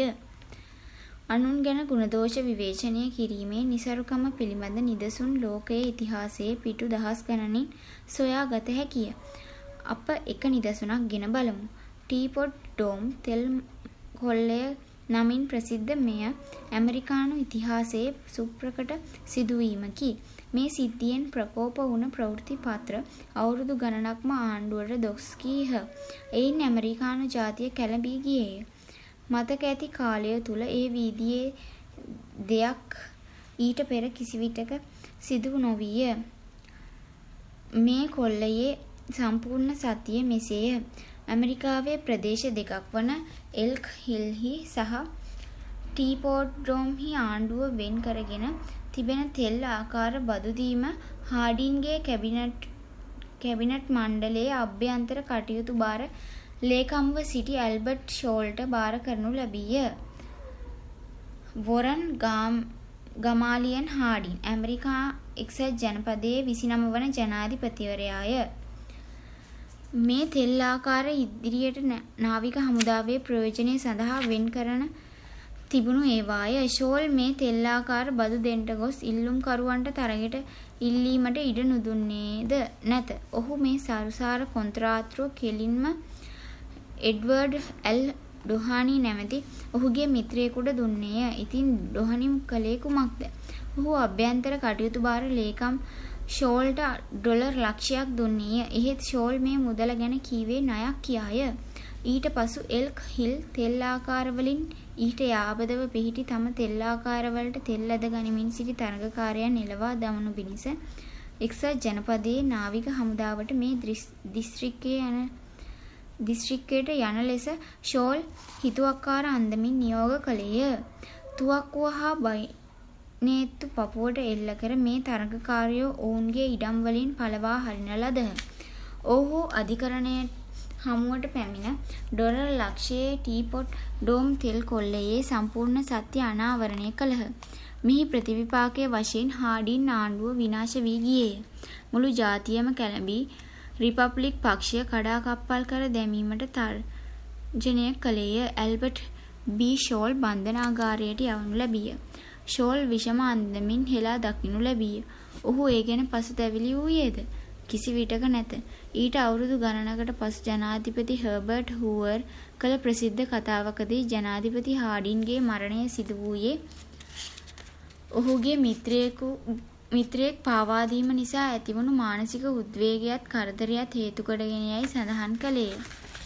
ෂෝල් මැතිනියට එය අසන්නට ලැබුණු විට ඈ හුනස්නෙන් නැගී සිට හඬමින් හා වෙවුලමින් මෙසේ කෑ ගැසුවාය. මොනවා ෂෝල් හාඩින් පාවා දුන්නා? නැහැ මගේ ස්වාමි පුරුෂයා කිසිවෙකු පාවා දුන්නේ නැහැ. මේ ගේ පුරා රත්තරන් දුන්නත් මගේ සැමියා වරදක් කිරීමට නොපෙළඹෙනු ඇත. ඔහු පාවා දෙනු ලැබ වදහිංසාවලට භාජනය වුණු පුද්ගලයෙකි. ඔන්න බලන්න, මනුෂ්‍ය ස්වභාවය අනුව ක්‍රියා කරන සැටි. වරද කළ පුද්ගලයා තමාට හැර අනෙක් හැමදෙනාටම දොස් කියයි. අපි සියලු දෙනාමත් එසේය. එහෙයින් යම් කිසිවෙකුට ගුණදොස් සෙවීමට ඔබත් මමත් හෙට සිට පෙළඹෙන විට අපි ඇල් කොපෝන්, ටූගන් ක්‍රවුලි හා ඇල්බර්ට් ෂෝල් සිහි කරමු. ගුණදෝෂ දර්ශනය ඉහළ ආකාශයේ පියාසර කර නිවෙස් වටා එන පරවියන් ලෙස අප විසින් වටහා ගත යුතුය. පරවියා හැම විටම ආපසු හිටි තැනටම එයි. එසේම අනුන් ගැන කරන ගුණදෝෂ විවේචනය අප විසින් නිදොස් කිරීමට හා හෙලා දැකීමට යන පුද්ගලයා තමා නිවැරදි බව තමා විසින්ම සලකා ආපසු අප හෙලා දකින බව අප විසින් සිහි කටයුතුය. තමා හිතන කියන කරන සැටි වැරදි යයි කිසිම කෙනෙක් කල්පනා නොකරයි. වැරදි යයි අනුන් විසින් පෙන්වා දෙනු ලැබූ විට එය පිළිගැනීමට කිසිවිටක ඔහු කැමති නොවේ. 1865 අප්‍රේල් 15 වනදා ඇමරිකානු ජනාධිපතිවරයෙකු වූ ඒබ්‍රහම් ලින්කන් ෆෝඩ් නිත්‍ය ශාලාවේදී බෲත් විසින් වෙඩි තබා මරනු ලැබිය. ලින්කන්ගේ මළසිරුර යහනෙහි සතප්වා තිබියදී එය ඉදිරිපට සිය කතාවක් කළ ඇමරිකානු යුද ලේකම්වරයා ලෝකයේ මෙතෙක් දුටු ඉතාමත් පරිපූර්ණ පාලකයා මෙහි වැතිර සිටී යයි කීවේය. මිනිසුන් සමග කටයුතු කිරීම සම්බන්ධයෙන් ලින්කන්ගේ සාර්ථක භාවයේ රහස කුමක්ද? 10 වර්ෂය මම ඒබ්‍රහම් ලින්කන්ගේ ජීවිතය අධ්‍යයනය කළෙමි. පසුව ලින්කන් දී අන්නෝන් නැමැති පොතක් ලිවීමට සඳහා මම සම්පූර්ණ අවුරුදු 3ක්ම ගත කළෙමි. මිනිසුන් සමග කටයුතු කිරීම සම්බන්ධයෙන් ලින්කන් අනුගමනය කළ ක්‍රම ගැන මම විශේෂ පර්යේෂණයක යෙදුණෙමි. ඔහු මිනිසුන් ගැන ගුණදෝෂ දර්ශනයෙහි යෙදුණේය. එසේය. ඔහු දරුණු අන්දමින්ම එය කළේය.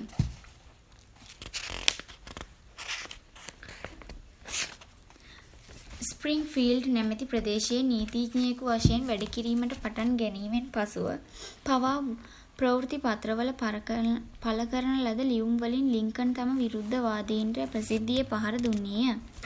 1842 හේමන්ත ඍතුවේදී ජේම්ස් ෆීල්ඩ්ස් නැමැති අහංකාර පරවශ කලහකාමී අයර් ජාතික දේශපාලඥයෙකුට ලින්කන් සරදම් කළේය. ස්ප්‍රින්ග්ෆීල්ඩ් ජර්නල් නැමැති සංග්‍රහයේ පළ කරන ලද නිර්නාමික ලියුමකින් ලින්කන් ඔහුට අවමන් කළේය. මේ ලියුමෙන් මුළු නගරය සිනහවෙන් කැළඹී ගියේය. ඒ ලියුම ලීවේ කවුරුදැයි සොයා දැනගත් ඔහු තමා සමග ද්වන්ද සටනකට එන මෙන් ලින්කන්ට අභියෝග කළේය. ලින්කන්ට සටන් කිරීමට උවමනා නොවිය. ද්වන්ද සටන්වලට ඔහු විරුද්ධය. එහෙත් මේ අභියෝගය නොපිළිගෙන ඔහුගේ ගෞරවය ආරක්ෂා කරගත නොහැකි විය. සටන සඳහා ආයුධ තෝරා ගැනීමට ලින්කන්ට භාර කරන ලදී. ඔහුගේ අත් දික් වූ බැවින් ඔහු අසුපිට ඉඳ කඩුවෙන් සටන් කිරීමට කැමති විය. අනතුරුව ඔහු කඩු හරබය ඉගෙන ගත්තේය. නියම කරගත් දිනෙහි මරණයතෙක් සටන් කිරීමට සූදානම ඇතිව ලින්කන් හා ශීල්ඩ්ස් මිසිසිපි නදියේ වැලිතලාවක් මතදී හමු වූහ.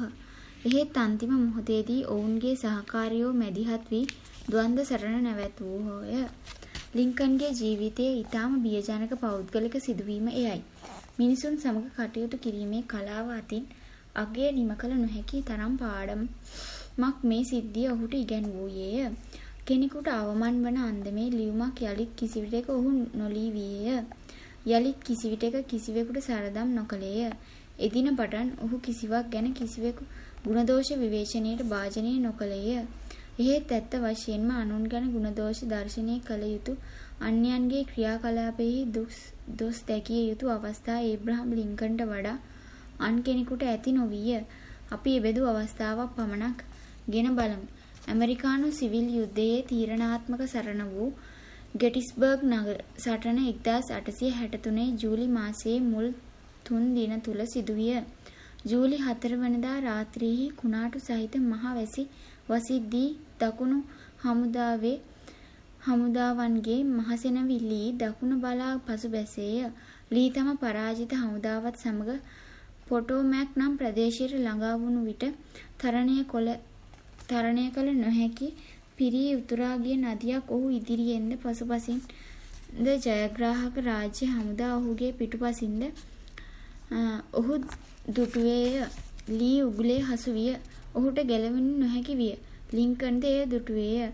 මේ ලීගේ හමුදාව අල්ලාගෙන යුද්ධය වහා අවසන් කිරීමට දෙවියන් දුන් ස්වර්ණමය අවස්ථාවකී ඔහු සිතුවේය. එහෙයින් නැගීගෙන එන උසස් බලාපොරොත්තු ඇතිව ලින්කන් ඔහුගේ සෙනවියා වන මීඩීට යුද්ධ මන්ත්‍රණ සභාව රැස් නොකර වහාම ලීට පහර දෙන ලෙස නියෝග කළේය. ලින්කන් මේ නියෝගය විදුලි මගින් දන්වා එයින්ද සෑත්හීමකට පත් නොවී මීඩි වෙත විශේෂ පණිවිඩකාරයෙකුද යැවීය. එහෙත් මීඩි සෙනවියා කළේ කුමක්ද? ලින්කන් ඔහුට කරන්නට කී දෙයට ඉඳුරාම ප්‍රතිවිරුද්ධ දේ ඔහු කළේය. ලින්කන්ගේ නියෝගය කෙලින්ම කඩ කරමින් ඔහු යුද්ධ මන්ත්‍රණ සභාව කැඳවූයේය. ඔහු පැකිලුණේය. ඔහු ලීට පහර දීම සහ මුලින්ම ප්‍රතික්ෂේප කළේය. අන්තිමේදී වතුර වැසගොස් ලී ඔහුගේ හමුදාවනුත් සමග ෆොටෝ මැක් වලින් බේරී ගියේය. මෙය ඇසූ ලින්කන් කුපිත විය. මොකද්ද මේකේ තේරුමයි? ලින්කන් ඔහුගේ පුත්‍ර රොබර්ට්ට කෑ ගැසුවේය. අනේ දෙවියනේ, මොකද්ද මේකේ තේරුම? ඔවුන් අපට හසුවන මානයට පැමිණ සිටියා. අපට කරන්නට තිබුණේ අපේ අත් දිගු කරන එක පමණයි. එවිට ඔවුන් අපේ අත් අඩංගුවේය. දැන් හමුදාව ලවා සටන් කරවීමට මට කිය හැකි හෝ කළ හැකි කිසිවක් නැත. මේ තත්වයන් යටතේ කුමන සෙනවියෙකුට වුවද ලී පරාජය කිරීමට පුළුවන්කම තිබුණේය. මා එහි ගියා නම් මම ඔහුට කසපහර දිව හැකිව තිබුණේය. දරුණු ලෙස බලාපොරොත්තු සුන් වූ ලින්කන් අසුනක හිඳගෙන පහත සඳහන් ලියුම මීඩීට ලිව්වේය. මාගේ ආදරණීය සෙනවියාණනි, ලී ගැලවී යාමෙන් ඇතිවුණු අභාග්‍යයේ තරම ඔබට වටහා ගනිති මම විශ්වාස නොකරමි. ඔහු අපට ලෙහෙසියෙන් අල්ලා ගත හැකි තැනට පැමිණ සිටියේය. ඔහු අල්ලා ගත්තේ නම් යුද්ධය අවසන් විය හැකිව තිබුණේය. එය එසේ නොවුණු නිසා යුද්ධය අනියත වශයෙන් දිග්ගැස්සෙනු ඇත. පසුගිය සඳුදා ඔබට සුරක්ෂිත ලෙස ලීට පහර දිය නොහැකි වූයේ නම් ඒ වෙලාවේ ඔබ අත්අඩංගුවේ සිටි හමුදාවෙන් 3 දෙකොටසකට වඩා ගෙන ගිය නොහැකි නදියෙන් දකුණු දෙසට දී කළ හැකි යැයි බලාපොරොත්තු නොවෙමි. ඔබට ලැබුණු ස්වර්ණමය ප්‍රස්තාව නැති වී ගියේය. ඒ නිසා මම පමණ කළ නොහැකි තරම් කරදරයට පත්ව සිටිමි. මේ ලියුම කියවූ විට මීඩි කුමක් කරන්නට ඇද්දැයි ඔබ කල්පනා කරන්නෙහිද? මේ ලියුම මීඩි සෙනවියා කවදාවත් නුදුටුවේය. ලින්කන් කිසිවිටක එය තැපැල් නොකළේය. ලින්කන්ගේ මරණයෙන් පසු ඔහුගේ ලිපි ලේඛන අතර තිබී මේ ලියුමද හම්බ විය. යමක් සිදු වී අවසාන වුණු පසු ඒ ගැන ගුණදොස් සෙවීමේ නිසරුකම මේ අවදානම් අවස්ථාවේදී පවා ලින්කන්ට අවබෝධ වුණු බැවින් ඔහු මේ ලියුම නොයවන්නට ඇත.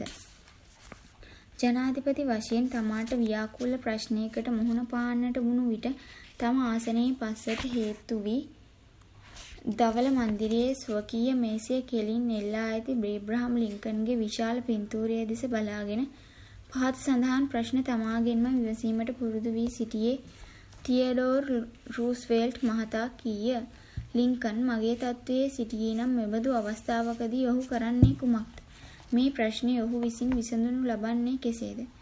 කිසිවෙකු තුල තිබෙන අඩුලුහුඩුකම් වෙනස් කර ඔහු දියුණු කිරීමට ඔබ කැමැත්තෙහිද? එසේනම් මේ යහපත් අදහසකි. එහෙත් අනුන්ගේ අඩුලුහුඩුකම් වෙනස් කර ඔහු දියුණු කිරීමට පෙර ඔබේ අඩුලුහුඩුකම් වෙනස් කරගෙන තමා දියුණු වීමට පටන් නොගන්නේ මන්ද? හුදු ආත්මාර්ථයේ පැත්තකින් සලකා බලන විට එය අනුන්ගේ අඩුලුහුඩුකම් වෙනස් කර ඔවුන් දියුණු කිරීමට වඩා ප්‍රතිඵලදායකය. එපමණක් නොවේ, එය අන්තරාය අතින්ද බොහෝ සෙයින් අඩුය. මිනිසෙකුගේ සටන ඔහු තුළින්ම ආරම්භ වුණු විට ඔහුගේ වටිනාකමක් ඇතැයි බ්‍රවුනින් කීය. ඔබට පරිසමාත්ව තත්ත්වයක් ඇති කර ගැනීමට මෙතැන් සිට අවුරුද්දක් ගත විය හැකිය. ඉන්පසු ඔබට අන්‍යයන්ගේ ගුණදොස් සෙවීමෙන් ඔවුන් හැදීමට කල්ගත කළ හැකිය. එහෙත් පළමුව තමාම සම්පූර්ණ විය යුතුය. ඔබේම දොරකඩ කැලිකසල තිබියදී ඔබේ අසල්වැසියාගේ ගේ පිටුපස තිබෙන කැලිකසල ගැන පැමිණිලි නොකළ යුතුය යැයි කොන්ෆියුසිස් නැමැති චීන දාර්ශනිකයා කීය. අවුරුදු ගණනක් තිස්සේ ඇවිලමින් මරණය තෙක් පවතින අප්‍රසන්නයක් කෙනෙකු තුළ ඇති කරවීමට හෙට අපට උවමනා නම් ඔහු අප ගැන තරමක් දැඩි ගුණදෝෂ දර්ශනයක යෙදෙමු. ඒ ගුණදෝෂ දර්ශනය සාධාරණ දැයි අපට සහතික වුණත් නැතත් කම් නැත. මිනිසුන් සමග කටයුතු කරන විට අප තර්කානුකූලව ක්‍රියා කරන්න වුන් සමග කටයුතු නොකරන බව සිතා තබාගත යුතුය. අපි කටයුතු කරන්නේ හැඟීම් ඇති පෙළඹවීම් වලට අවනත වන සුළු ආඩම්බරය හා අහංකාරයේ මුල් බැසගත් මිනිසුන් සමගය. කෙනෙකුගේ ගතිගුණ විවේචනය කිරීම වූ කලී අන්තරාදායක ගිනි පුපුරකි. මිනිසෙකුගේ අභිමානය පිළිබඳ ඉඩි බෙහෙත් ගබඩාවේ එයින් භයානක පිපිරීමක් ඇති කළ හැකිය. මේ පිපිරීමෙන් නැතැන් විට ඔහුගේ මරණයද ඉක්මන් විය හැකිය. ඉංග්‍රීසි සාහිත්‍ය පෝෂණය කළ අගනා නවකතා කතුවරයන්ගෙන් කෙනෙකු වූ තෝමස් හාඩින් දරුණු ගුණදෝෂ විවේචනයකින් නිසා නවකතා ලිවීම අත්හැරියේය. ගුණදෝෂ විවේචනයේ ඉංග්‍රීසි කවියෙකු වන තෝමස් චැටර්ටන් සිය පණහානි කර ගැනීමට මෙහෙය වූයේය. බෙන්ජමින් ෆ්‍රෑන්ක්ලින් රාජ්‍ය පාලන කාර්යයෙහි හා මිනිසුන් සමග කටයුතු කිරීමේ කෙතරම් දක්ෂ වූයේදයත් ඔහු ප්‍රංශයේ ඇමරිකානු තානාධිපතිවරයා කරනු ලැබීය. ඔහුගේ කටයුතු සාර්ථක භාවයේ රහස කුමක්ද? මම කිසි මිනිසෙකු ගැන නරකක් කතා නොකරමි. හැම දෙනාගේම මා දන්නා සෑම හොඳ දෙයක්ම ගැනම කතා කරමි. බෙන්ජමින් ෆ්‍රෑන්ක්ලින් ඒ රහස අනාවරණය කළේය. ඕනෑම මෝඩයෙකුට මිනිසෙකු ගැන ගුණදෝෂ දර්ශනය කළ හැකිය. හෙලා දැකිය හැකිය. දොස් පැවරිය හැකිය. බොහෝ අනුවණයෝ එසේ කරති. එහෙත් මිනිසුන් ගැන දැන ගැනීමටත් වරදෙහිදී සමාව දීමටත් චරිත ශක්තිය හා ආත්ම දමනය අවශ්‍යය. ලොකු මිනිසෙක් සුළු මිනිසුන්ට සලකන ආකාරයෙන් තමා ලොකුකම පෙන්වන්නේය. හි කාලයින් කීය මිනිසුන් හෙලා දකිනු වෙනුවට ඔවුන්ගේ ගතිගුණ අවබෝධ කර ගැනීමට අපි වෑයම් කරමු. ඔවුන් කරන්නේ කුමක්ද? එය කරන්නේ කුමක් නිසාද යනු තේරුම් ගැනීමට අපි උත්සාහ කරමු.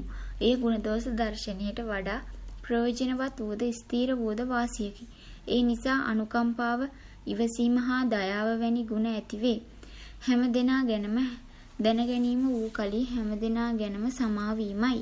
ඉංග්‍රීසි ලේඛකයෙකු වන ආචාර්ය ජොන්සන් කී පරිදි මහතාණනි, මිනිසෙකු ගැන විනිශ්චයක් කිරීමට ඔහුගේ කාල සීමාව අවසන් වනතුරු දෙවියෝ පවා අදහස් නොකරන්නාහ. අප එසේ කරන්නේ මක් නිසාද? දෙවෙනි පරිච්ඡේදය. මිනිසාගේ බලගතු ආශාව. ඔබට කිසිවෙකු ලවා කිසියම් දෙයක් කරවා ගැනීමට උවමනා නම් එයට මේ මිහිපිට ඇත්තේ එකම මාර්ගයක් පමණකි. ඔබ ඒ ගැන කිසි විටක සිතුවේද? ඒ මාර්ගය නම් ඔබට උවමනා දේ කිරීමට අනෙක් පුද්ගලයා තුළ උවමනාවක් ඇති කිරීමයි. මේ හැර අන් මාර්ගයක් නැති බව මතක තබා ගත යුතුය. මිනිසෙකුගේ පපුවට පිස්තෝලයක් එල්ල කිරීමෙන් ඔහු සතු ඊටාම වටිනා වස්තුවක් වුවද ඔබට ලබා දීමට ඔහු තුළ උවමනාවක් ඇති කළ හැකිය. ඔබ ඉදිරියෙහි සිටින තාක් සේවකයෙකුගේ සහයෝගය ඔබට ලබා ගත හැකිය. තැලීමෙන් හෝ තල්න බවට තර්ජනය කිරීමෙන් හෝ ඔබට ළමයෙකු ලවා කරවා ගැනීමට උවමනා දේ ඔහු ලවා කරවා ගත හැකිය. එහෙත් මේ ක්‍රූර ක්‍රමවලින් බොහෝ විට අප්‍රසන්න ප්‍රතිවිපාක ඇතිවේ. මට ඔබ ලවා කිසිවක් කරවා ගැනීමට ඇති එකම මාර්ගය ඔබට උවමනා දේ කර දීමයි. ඔබට උවමනා කුමක්ද? අප කරන හැම දෙයක්ම පරමාර්ථය දෙකකින් පැන නගින්නේ යයි 20 වන සත වර්ෂයේ ඇති වූ සුප්‍රසිද්ධ මනෝවිද්‍යාඥවරයෙක් වන ආචාර්ය සිග්මන්ඩ් ෆ්‍රොයිඩ් කියයි. කාම ජීවිතය පිළිබඳ ඇති ආශාව හා ශ්‍රේෂ්ඨත්වය ඇති කර ගැනීමට ඇති ආශාවයේ පරමාර්ථ දෙකය. ඇමරිකාවේ මහා දාර්ශනිකයෙක්ව මහාචාර්ය ජෝන් ඩීවී මේ කාරණයම මදක් වෙනස් වචන වලින් විස්තර කරයි. මනුෂ්‍ය වර්ගයාගේ බලවත්ම ආශාව වූ කලී සැලකිය යුතු තත්වයක් ඇති කර ගැනීමට ඇති ආශාව වේයයි මහාචාර්ය ඩීවී කියයි. සැලකිය යුතු තත්වයක් ඇති කර ගැනීමට ඇති ආශාව. මේ වැකිය මතක තබා ගත යුතුය. ඒ ගැන බොහෝ දේ ඔබට මේ ග්‍රන්ථයෙන් කියවන්නට ලැබෙනු ඇත.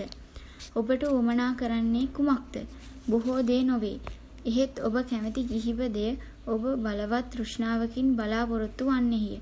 වැඩි වියපත් සාමාන්‍ය මිනිසුන් සෑම දිනාටම පහේ පහත සඳහන් දෑ උවමනා කෙරේ.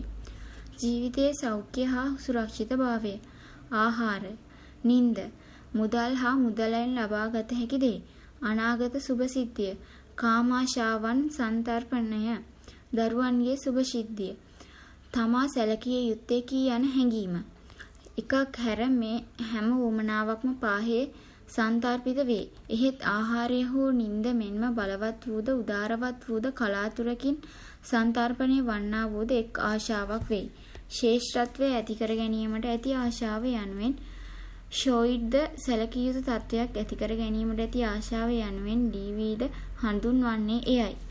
ප්‍රශංසාවක් කරනු ලැබීමට සියල්ලන්ම කැමතිය යනුවෙන් ලින්කන් වරක් ලියුමක මුලටම සඳහන් කළේය.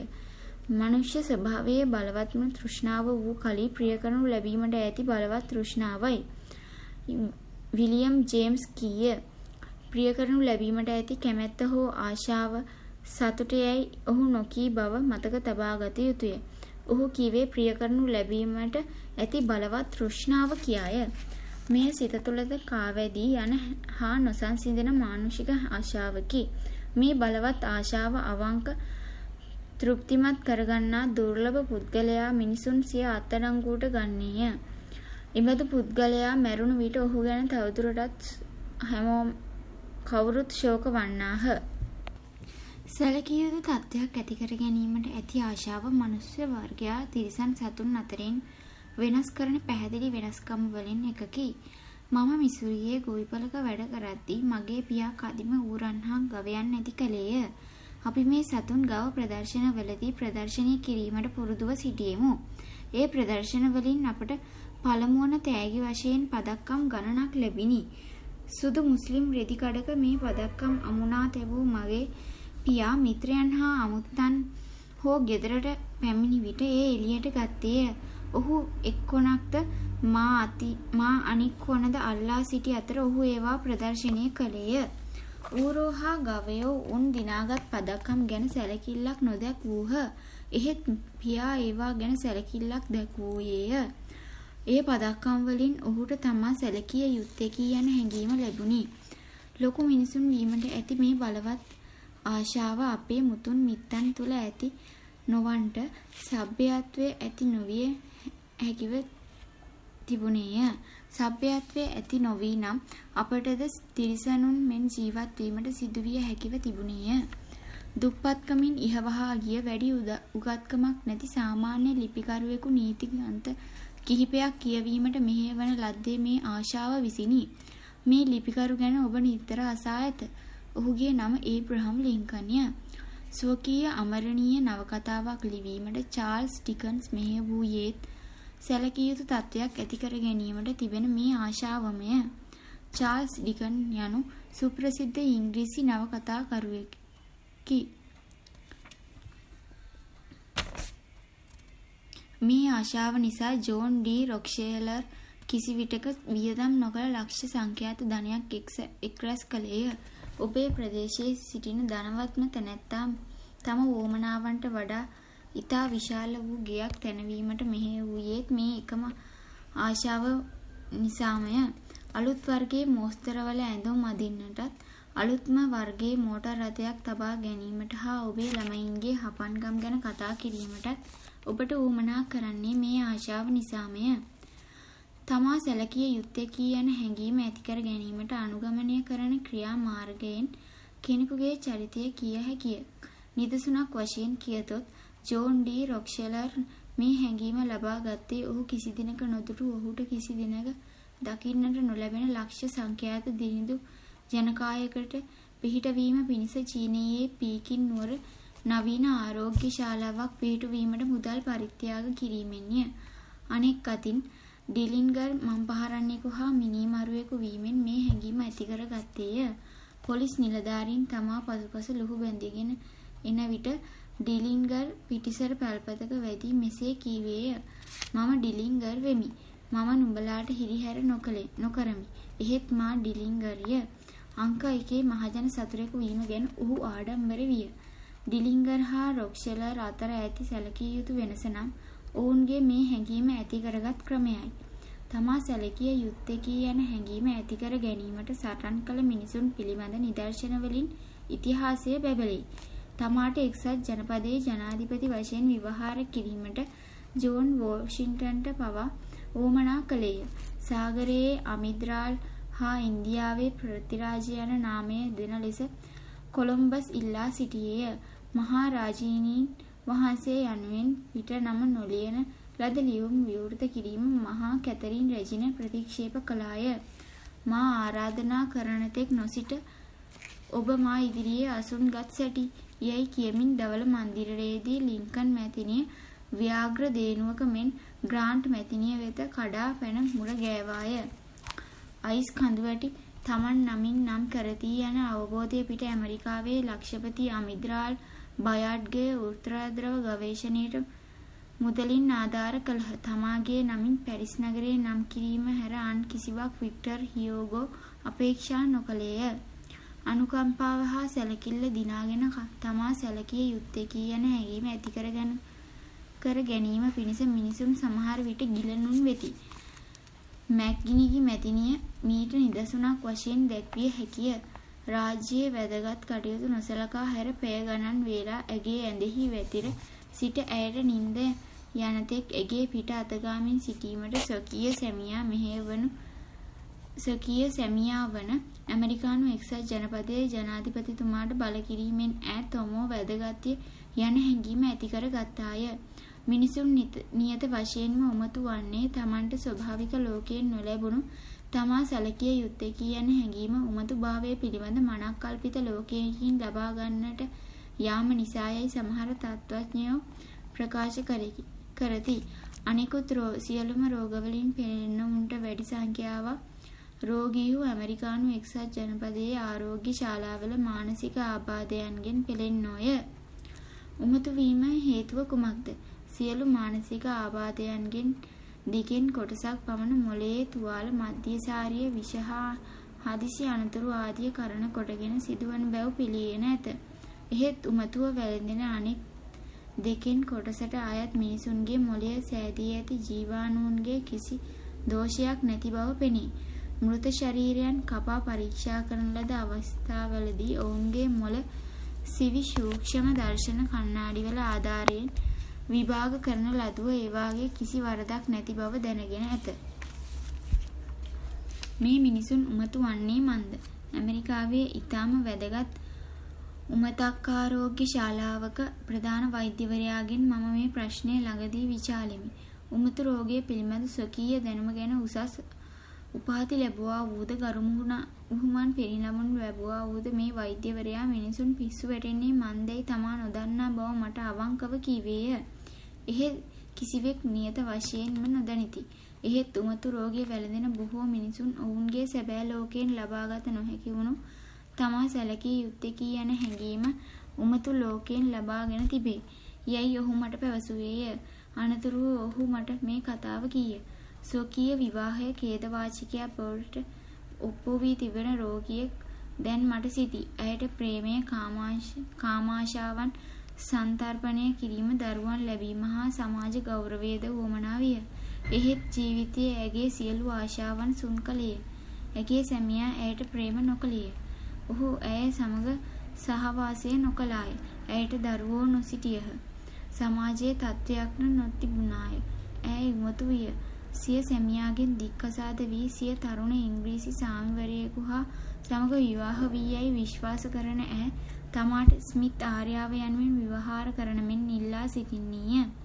සෑම රැයකම ඇය අලුත් දරුවෙකු ලැබුණේ යැයි ඇය සිතයි. මා ඇයට කතා කරන සෑම විටම දොස්තර මහතාණනි, මට ඊයේ රාත්‍රියේ දරුවෙකු ලැබුණා යැයි ඇය කියන්නීය. සැබෑ ලෝකයෙහි ඇය ඇති කරගත් සියලු බලාපොරොත්තු ජීවිතය වරක් සුන් කර දැමුවාය. එහෙත් උමතු ලෝකයෙහිදී ඇය ඒ බලාපොරොත්තු සියල්ල මුදුන්පත් කර ගත්තාය. මේ ඛේදවාචකයක් මම නොදන්නෙමි. මගේ දක්ෂකමින් ඇගේ පිස්සුව සුව කිරීමට මට පිළිවන් වුවත් මම එය නොකරමි. කිමෙක්දයත් දැන් සිටින තත්වයෙන් ඇය බෙහෙවින්ම ප්‍රීතිමත්ව සිටින නිසාය. කණ්ඩායමක් වශයෙන් උමතු මිනිස්සු අපට වඩා ප්‍රීතිමත්ය. උමතු වීමේ ප්‍රීතිය බොහෝ දෙනා භුක්ති විඳිති. ඔවුහු ඔවුන්ගේ ප්‍රශ්න විසඳා ගත්හ. ඔවුහු ඔබ නමට ඩොලර් ලක්ෂ ගණනක චෙක් පතක් ලියා දෙනු හෝ නැතිනම් ආගාකාන්ට ඔබව හඳුන්වා දෙන ලියුමක් ලියා හෝ දෙනු ඇත. ඔවුන් විසින්ම මවා ගන්නා ලද සිහින ලෝකයක් සොයාගෙන තිබේ. ඇතැම් මිනිස්සු තමා සැලකිය යුත්තේ කියන හැඟීම ඇති කර ගැනීමට කෙතරම් ආශාවක් දක්වන්නේ දෙයක් එය ලබා ගැනීම පිණිස ඔවුහු නියම වශයෙන්ම උවතු වන්නෝ නම් මිනිසුන් අවංකව අගය කිරීමෙන් අපට කොතරම් ප්‍රාතිහාර්යයන් කළ හැකිදැයි සිතා බලනු මැනවි. ඉතිහාසයෙහි මා දන්නා තරම් දුරට අවුරුද්දකට ඩොලර් ලක්ෂයක වැටුපක් ලැබූ පුද්ගලයන් සිටින්නේ දෙදෙනෙක් පමණකි. බොට්ලර් ක්‍රිස්ලර් හා චාල්ස් ස්කැප් යනු ඔවුන් දෙදෙනාය. ඇන්ඩ්‍රූ කානෙගී චාල්ස් ස්කැප්වැබ්ට වර්ෂයකට ඩොලර් ලක්ෂයක් නැතිනම් දවසකට ඩොලර් 3,000කට වඩා ගෙවූයේ මන්ද? ස්කැප්වැබ් සහජ ශූරයෙක් නිසාද? නැත. එසේනම් අන්‍යයන්ට වඩා ඔහු වාණිජ කර්මාන්තය ගැන දැන සිටි නිසාද? ඒත් නැත. වාණිජ කර්මාන්තය ගැන තමාට වඩා බෙහෙවින් දැනුව ඇති බොහෝ මිනිසුන් තමා යටතේ වැඩ කරන බව චාල්ස් ස්කැප්වැබ් මා සමග කියා තිබේ. මේ වැටුප තමාට ගෙවූයේ වැඩිකොටම මිනිසුන් සමග කටයුතු කිරීමට ඇති සමත්කම නිසායි ස්කැප්වැබ් කියයි. ඔහු එය කළේ කෙසේදැයි මම ඔහුගෙන් ඇසීමි. ඔහු එහි රහස ඔහුගේම බසින් විස්තර කරන්නේ මෙසේය. මිනිසුන් අතර උද්‍යෝගය ඇති කිරීමට මට තිබෙන ශක්තිය මා සතු ශ්‍රේෂ්ඨතම ධනය හැටියට මම සලකමි. මිනිසෙකු තුළ ඇති වැඩි කිරීමේ ශක්තිය ඊටම හොඳින් කිරීමට ඇති මාර්ගය ඔහුගේ කාර්යය උසස් කොට සැලකීම හා ඔහු ධෛර්යවත් කිරීමයි. ස්වකීය ප්‍රධානියන් විසින් කරනු ලබන දෝෂ දර්ශනීය තරම් මිනිසෙකුගේ උසස් බලාපොරොත්තු නසන දෙයක් තවත් නැත. මම කිසි විටක කිසිවෙකුට දොස් නොකියමි. වැඩ කිරීමට මිනිසෙකු ධෛර්යවත් කිරීම ගැන මම විශ්වාස කරමි. එහෙයින් මම මිනිසුන් ගැන වර්ණනා කිරීමට කැමති වෙමි. එහෙත් වැරදි සෙවීම පිළිකුල් කරමි. මිනිසෙකු මගේ සතුටට ඉවහල් වන පරිදි වැඩ කරන විට එය අවංකව පිළිගැනීමට ඒ සඳහා නොමසුරුව වර්ණනා කිරීමටත් මම මැලි නොවෙමි. ස්ක්වැබ් කරන්නේ එයයි. එහි සාමාන්‍ය මිනිසා කරන්නේ කුමක්ද? ඉඳුරාම ප්‍රතිවිරුද්ධ දෙයයි. කෙනෙකු කරන වැඩක් ගැන ඔහු කැමති නැතිනම් එවෙලේම ඔහු ඒ ගැන දොස් කියයි. ඔහු එයට කැමතිනම් කිසිවක් නොකියා නිශ්ශබ්දව සිටී.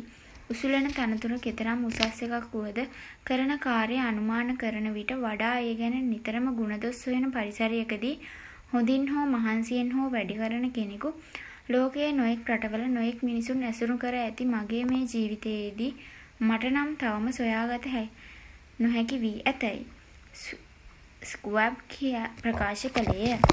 ඔහු අවංකව කී මේ සත්‍ය ඇන්ඩ්‍රූ කානගීගේ අද්භූත දියුණුවේ විශිෂ්ට හේතුන්ගෙන් එකකි. කානගී තම සේවකයන් ගැන සුප්‍රසිද්ධියේ මෙන්ම අප්‍රසිද්ධියේද වර්ණනා කළේය. තමාගේ මරණයෙන් පසුව වුවද තම සහකාරයන් ගැන වර්ණනා කිරීමට කානගීට උවමනා විය. ඔහුගේ සොහොන් ගලෙහි කෙටවීම පිණිස ඔහු විසින්ම ලියන ලද වාක්‍යය මෙසේ කියවෙයි. තමාට වඩා දක්ෂ මිනිසුන් තමා වටා පිරිවරා ගත හැකි තැනැත්තෙක් මෙහි නිදයි. කෙනෙකු කරන දෙයක් හෘදයාංගමව අගය කිරීම මිනිසුන්ගෙන් වැඩ ගැනීම අතින් ජෝන් ඩී රොක්ෂෙලර්ගේ සාර්ථක භාවයේ රහස් අතරින් එකකි. ඔහුගේ කොටස්කරුවන්ගෙන් කෙනෙකු වූ එඩ්වර්ඩ් පී බෙඩ්ෂෝඩ් වරක් දකුණු ඇමරිකාවේදී වෙළඳ බඩුවක් අයහපත් ලෙස මිලදී ගැනීමෙන් ව්‍යාපාරයට ඩොලර් දසලක්ෂයක අලාභයක් සිදු වුණු විට රොක්ෂෙලර් ඔහුට දොස් කීව යුතුව තිබුණි. එහෙත් ඩෙඩ්ජෝඩ් ඔහුට හැකිතරම් හොඳින් එය කළ බවත් දැන් එය සිදු වී අවසන් බවත් රොක්ෂෙලර් දැන සිටියේය. එහෙයින් රොක්ෂෙලර් ඔහු ගැන වර්ණනා කිරීමට යමක් සොයාගත්තේය. බෙඩ්ජෝඩ් වියදම් කළ මුදලින් 60%ක් බේරා ගන්නට හැකිවීම ගැන රොක්ෂෙලර් ඔහුට ස්තුති කළේය. උපවාසය ඇදහිීමක් හැටියට සලකා වරක් මම දිවා රෑ දෙකෙහිම නිරාහාරව සිටියෙමි. එය මට අමාරුවක් නොවිය. දෙවන දින අන්තයේදී තිබුණාට වඩා 6 වන දින අන්තයේදී මගේ කුසගින්න අඩුවිය. මෙය මෙසේ වුවද ස්වකීය පවුල්වලට හා සේවකයන්ට හෝ දින 6ක් ආහාර නැතිව ඉන්නට ඉඩහල්ලොත් තුමෝ අපරාධයක් කළ හැටියට සලකන මිනිසුන් ගැන අපි දනිමු. එහෙත් ඔවුන් ආහාරය තරමටම ආශා කරන ඔවුන්ගේ සේවය අවංක ලෙස උසස් කොට නොසලකා දින 6ක් හෝ සති 6ක් ඇතැම් විට අවුරුදු 60ක්ද ගත වීමට ඔහු ඉඩ හරිති. අපි අපේ දරුවන්ගේ මිත්‍රයන්ගේ හා සේවකයන්ගේ කය පෝෂණය කරමු. එහෙත් අප ඔවුන්ගේ ආත්ම උද්‍යෝගය පෝෂණය කරන්නේ කෙතරම් කලාතුරකින්. ශරීර ශක්තිය ඇති කිරීම පිණිස අපි ඔවුන්ට පෝෂ්‍යජනක ආහාර සපයා දෙන්නෙමු. එහෙත් පහන් තරුවේ ගීතවත් බව මෙන් ඔවුන් කරන දෙය අගය කොට සැලකීමේ වචනයෙන් සංග්‍රහ කිරීම අප නොසලකා හැර සිටිමු. මෙය කියවන සමහරු ඔය චාටු කිරීම කොහේ හරියන එකක්ද? ඒක මොලේ ඇති මිනිසුන්ට හරියන ක්‍රමයක් නොවේ යයි කියනු හැකිය.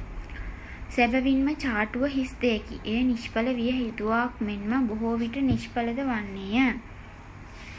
තමන් අගය කරනු දැකීමට ඇතැම් දෙනා කෙතරම් ගිජුද ක්ෂාදාවෙන් පීඩිත වූවන් ලැබුණු ඕනෑම දෙයක් ගිල දමන්නාක් මෙන් ඔවුන් චාටු කිරීමටද හසුවන බව නම් සැබෑව. බොරු වර්ණනාව ජීවිතයේදී ඔබට හොඳට වඩා නපුර සිදු කරයි. කෙනෙකු අගය කිරීමත් කෙනෙකු ගැන බොරු වර්ණනා කිරීමත් අතර වෙනස ඉතා පැහැදිලිය. එකක් අව්‍යාජය, අනික ව්‍යාජය. එකක් මිනිසෙකුගේ හදවතින්ම පිටවන්නේය, අනික මුවින් පමණක් පිටවන්නේය. එකක් ආත්මාර්ථකාමී නොවන අතර අනික ආත්මාර්ථකාමී. එකක් ලෝකයේ පිළිගනු ලබන්නකි, අනික ලෝකයේම හෙලා දකිනු ලබන්නකි. ඔබ්‍රිගන් සෙනවියාගේ උද්වකාය ප්‍රතිමාවක් මෙක්සිකෝ නුවර චැපල්ටැක් මන්දිරයේ මම ළඟදී සිටිමි. ජීවිතය පිළිබඳ ඔබ්රිගන් සෙනවියාගේම දර්ශනයේ එන මේ වචන ප්‍රතිමාවට පහළින් කොටා තිබුණේය. ඔබට පහර දෙනු සතුරන් ගැන බය නොවනු. එහෙත් ඔබ චාටු බසින් දොරන මිතුරන් ගැන බය වනු. දිව්‍යාංග පස්වන ජෝර්ජ් මහරජතුමා බකින්හැම් මාලිගයේ ස්වකීය කන්තෝරු කාමරයේ බිත්තිවල උපදේශ කාව්‍ය 6ක් ප්‍රදර්ශනය කර තිබුණේය. එයින් එකක් මෙසේය. සුලභ වර්ණනාව නොකිරීමටත් එය නොපිළිගැනීමටත් මට උගන්වන. සුලභ වර්ණනාව කියන්නේ කුමටද? බොරු වර්ණනාව නැතිනම් චාටුවය කියන්නේ එයය. චාටුව ගැන කර තිබෙන විග්‍රහයක් වරක් මම කියවීමි. ඒ විග්‍රහය මෙසේය. චාටුව යනු අන්‍යයන් ඔවුන් ගැනම සිතන සැටි ඔවුන්ට නියම වශයෙන්ම කීමයි. අප කිසියම් ස්ථීර ප්‍රශ්නයක් ගැන කල්පනා නොකරන විට අප අපේ කාලයෙන් 95%ක්ම Taman ගැනම සිතීමට කල් ගත කරන්නෙමු. දැන් අපි අප ගැනම සිටීම මොහොතකට නවතා අන්‍යයන්ගේ හොඳ දේ ගැනත් සිතන්නට පටන් ගන්නමෝ නම් මේ සුලභ අධික වර්ණනාව මේ තරම් ලෙහෙසියෙන් ගැති නොවී එය අපේ මුවින් පිටවීමට පෙර නවත්වා ගත හැකි වනු ඇත. මට හමුවන සෑම මිනිසෙකුම කිසියම් මාර්ගයකින් මට වඩා ශ්‍රේෂ්ඨ කෙනෙකි. ඒ නිසා මම ඔහුගෙන් යමක් ඉගෙන ගනිමි. රැල්ෆ් වැල්ඩෝ එමර්සන් කීය. රැල්ෆ් වැල්ඩෝ එමර්සන් යනු ඇමරිකානු කවියෙකු හා නිබන්ධකයෙකු වන හෙතෙම 1803 මැයි 25 වනදා උපත ලබන්නේය. එමර්සන් ගැන එසේ නම් අප ගැන දහස් වාරයක්ම සත්‍ය විය නොහැකිද? අපි අපේ ඕමනාවන් ගැන සිතීම නවත්වමු. අන්‍යයන්ගේ හොඳ දේ දැකීමට අපි වෑයම් කරමු. අනතුරුව බොරු වර්ණනාව අමතක කර අවංක ලෙසද හිතවත් ලෙසද ඒ හොඳ දේ අගය කොට සැලකීමට පුරුදු වෙමු. ඔබ අන්‍යයන්ගේ හොඳ ගතිගුණ පිළිගැනීමේදී හිතවත්ද ඔවුන් ගැන වර්ණනා කිරීමේදී නොමසුරුද විය යුතුය. එවිට මිනිසුන් ඔබ කියන දේ සිත තබාගෙන ඒවා අගය කිරීමෙන් දිවි ඇති තෙක් නැවතත් සිහි කරනු ඇත. 3 වෙනි පරිච්ඡේදය. අනුන් ගැන සැලකිලිමත් වීම. සෑම ග්‍රීෂ්ම ඍතුවකදීම මම මසුන් බෑමට නදී තීරය කරා යමි. මා ගැන සලකා බලන විට ස්ට්‍රෝබෙරිස් නම් පළතුරු වලට මා ඉතා කැමතියි. එහෙත් කිසියම් හේතුවක් නිසා මසුන් පණුවන්ට කැමති බව මම දැනගතිමි. එහෙයින් මම මසුන් බාන්න යන විට මට ඕමනා දේ ගැන නොසිතමි. මට උන්ට